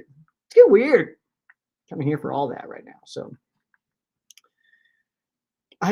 dude, I would roast your brother, but I don't know your brother, and I'm not a roaster. I don't want to be mean to people. How old is he, first of all? Because that'll determine a lot. We'll see how mean we can get. How old is he? Oh yeah, I want to pull this one up because I am absolutely as well. Proud of Nopu and how he played at left tackle. That was absolutely 100%. Like, dude, because last year, like when I saw that he was starting in this game, and it was like, okay, Dotson at right guard, Boom over at left tackle. We'll see what happens, man. I was like, okay, but no, Nopum was playing well. Kind of reminded me of like how Nopum filled in for Andrew Whitworth back when Whit was the starter, you know? So that was really good to see, man, for sure. Nopum played really, really well at left tackle. And I love that because I don't want him to start over Jackson, but I will say that having that option, if something were to happen to Jackson again, having that just a little bit of a peace of mind that Nopum could go over there and do fine is really nice. Okay. Nice. Thanks for hopping in. I appreciate that. Since 2017. Yeah, so that was probably decently close to the start of the YouTube stuff, I think. My first show, well, maybe, I don't know, actually. I'm not like Metallica with my like tracking of my own stuff. We should probably get better at that. My first show was 2016, March 15th. So yeah, this is the 8th season I've covered, but I've passed my 7-year anniversary. But that's awesome. Thank you. Seems like we're talking about Nopum again. So it seems like he plays better when there's no expectations of him being the starter. Like he just gets slotted in there due to injuries. Dude, you know what? You're right. Like maybe that's like a lot of pressure for him. Like, yeah, you kind of falters on that. Like, yeah, you're absolutely right. Maybe he does need that, like that, just just do your best, man. Just do your best. Maybe he needs that attitude in there. Chris, dude, what the heck is up, man? You getting pumped, man? I feel like it's been forever since you've been to SoFi, dude, with this little road stretch that we've had, man.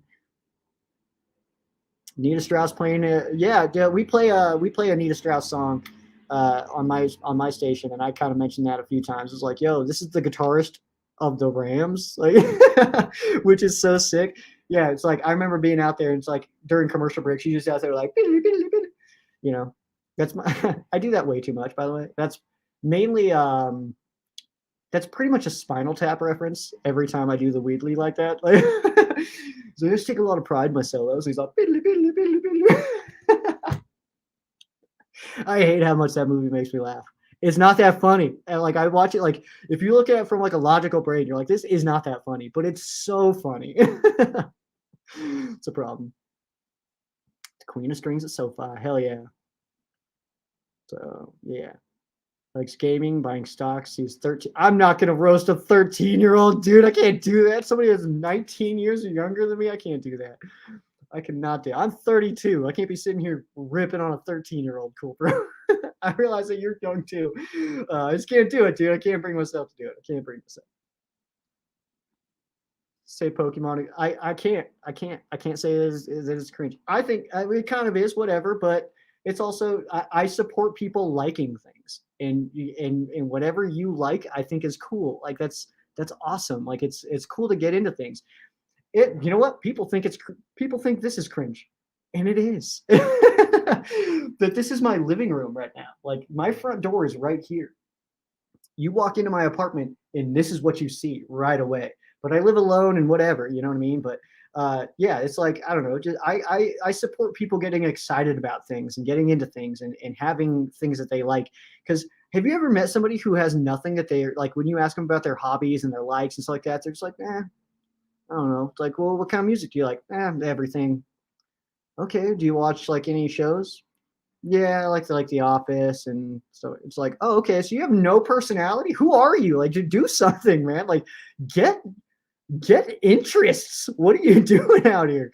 So yeah, I support that, man. And also, I've got coworkers who are older than me who play Pokemon. So whatever, that's fine. Do your thing. Do your thing, dude. Hey, I'm on Luke's side now, but don't let Cool Bro. I don't know his name, but don't let Cool Bro. You're Cool Bro. Don't let him do this to you. All right, I'm gonna flip the script. He's being so mean. Now I'm just facilitating it. Fight. Anyway, dude, what's going on, man? Oh, you were there, right? My mistake. No, you were there. Oh, that's so sick. Yeah, you were sending me photos. What am I talking about? Oh wait, no, that was Cincy. Were you in Indy, dude? I don't know. I can't keep up with this stuff. Yo, what?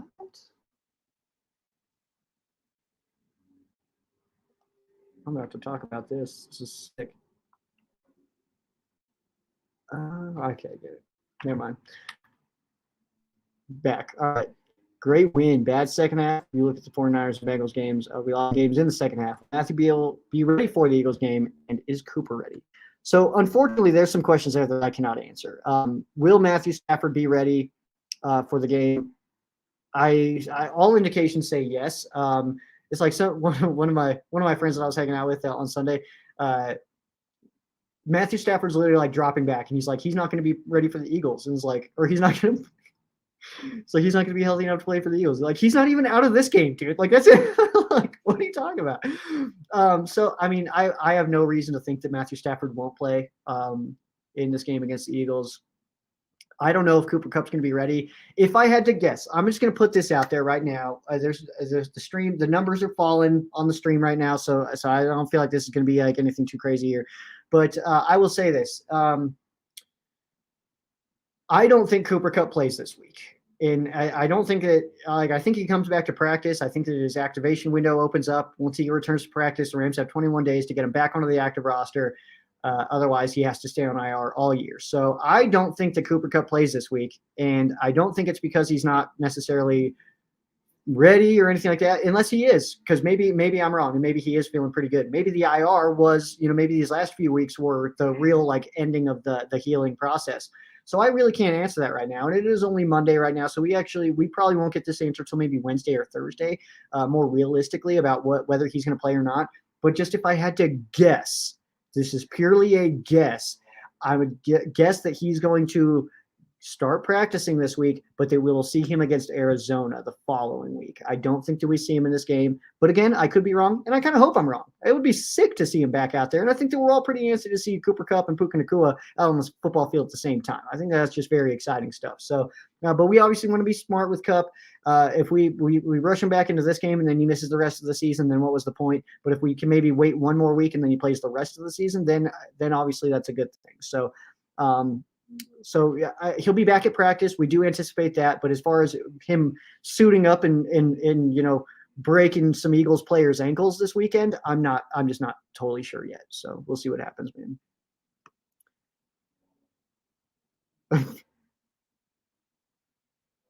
Dude, cool, bro. Your comments are so funny to me. Oh, I love it. Yeah, settle it. Let's see.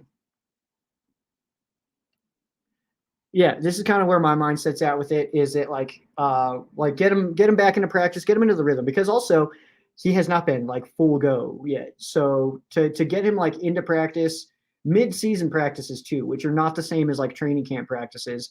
They're a lot more toned down, a lot more like this is our game plan and let's stay loose. Not like getting people. Not a lot of clashing pads out there and stuff. So. I would guess that he gets into the practice routine this week, and that maybe we see him next week. So we'll see what happens there. All right, we'll wrap up here. We'll do a couple more minutes here, and then I'm going to bounce out of here. I got to get to the grocery store, if you will, and pick up some things for the week because this is my Sunday. I got to go to work tomorrow. So back to it. Back to delivering the rock and roll. That's a cool way to put that. I deliver rock. I'm a delivery man.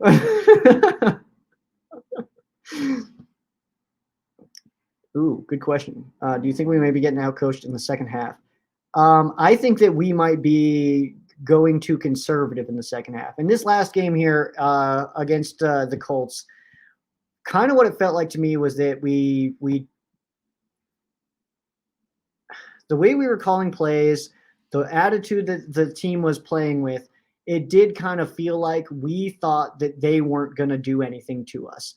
And then there was that drive where it was like, 3 runs that were pretty hefty. And then that pass. Oh yeah, it was because it was that play that Michael Hoyt was in coverage for, which stop that, please.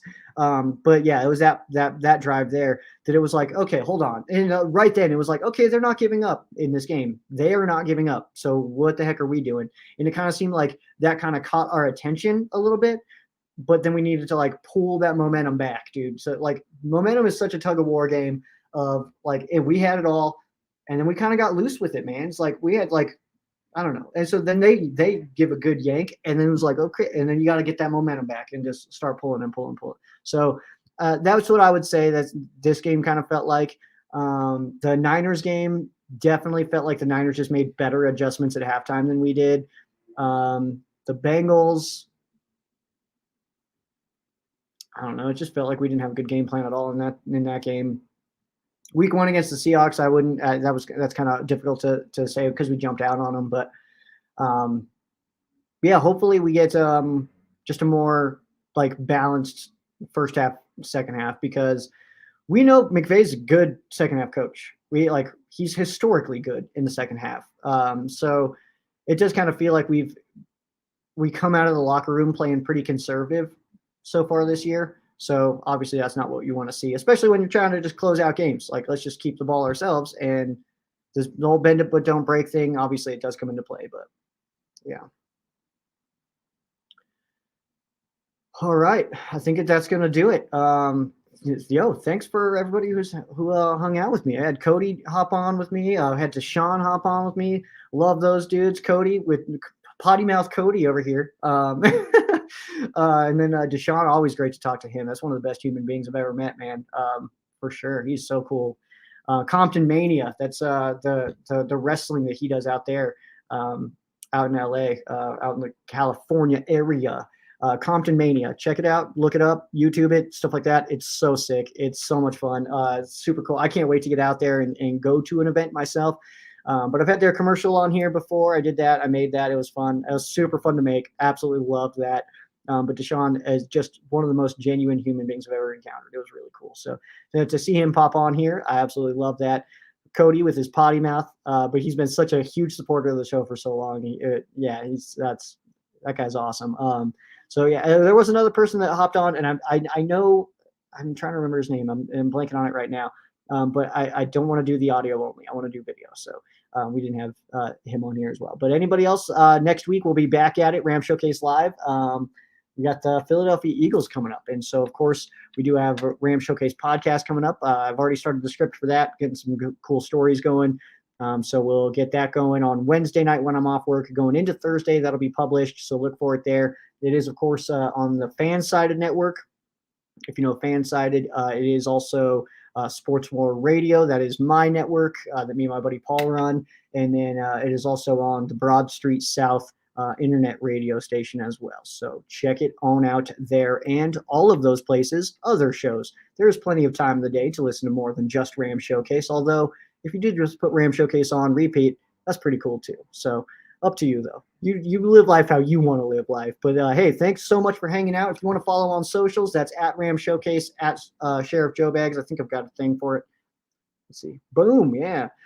So at Ram Showcase, at Sheriff Joe Bags. You can. Don't join now. I'm not going to pull you up. So, and then ramshowcase.com as well. So make sure to snag your Ram Showcase t-shirts there. Those things are absolutely awesome. We had 2 winners last week for a giveaway, which was really fun. Payo Time and Annette scoring Ram Showcase t-shirts. So pretty cool stuff there. Thanks to everybody for coming and hanging out with me. Rams sitting at 2-0. Or that's not real. They're 2-2. I'm trying to forget. I'm blanking out some stuff right now, right? So Rams sitting at 2-2 right now, and should be a fun rest of the season. Ram Showcase again, like I said, look for that on Thursday. Other than that, thanks for hanging out. And we'll be back to Ram Showcase Live next Monday. Keep your notifications on so you can see where we'll be at and all that good business. All right. So yeah, thanks. Peace.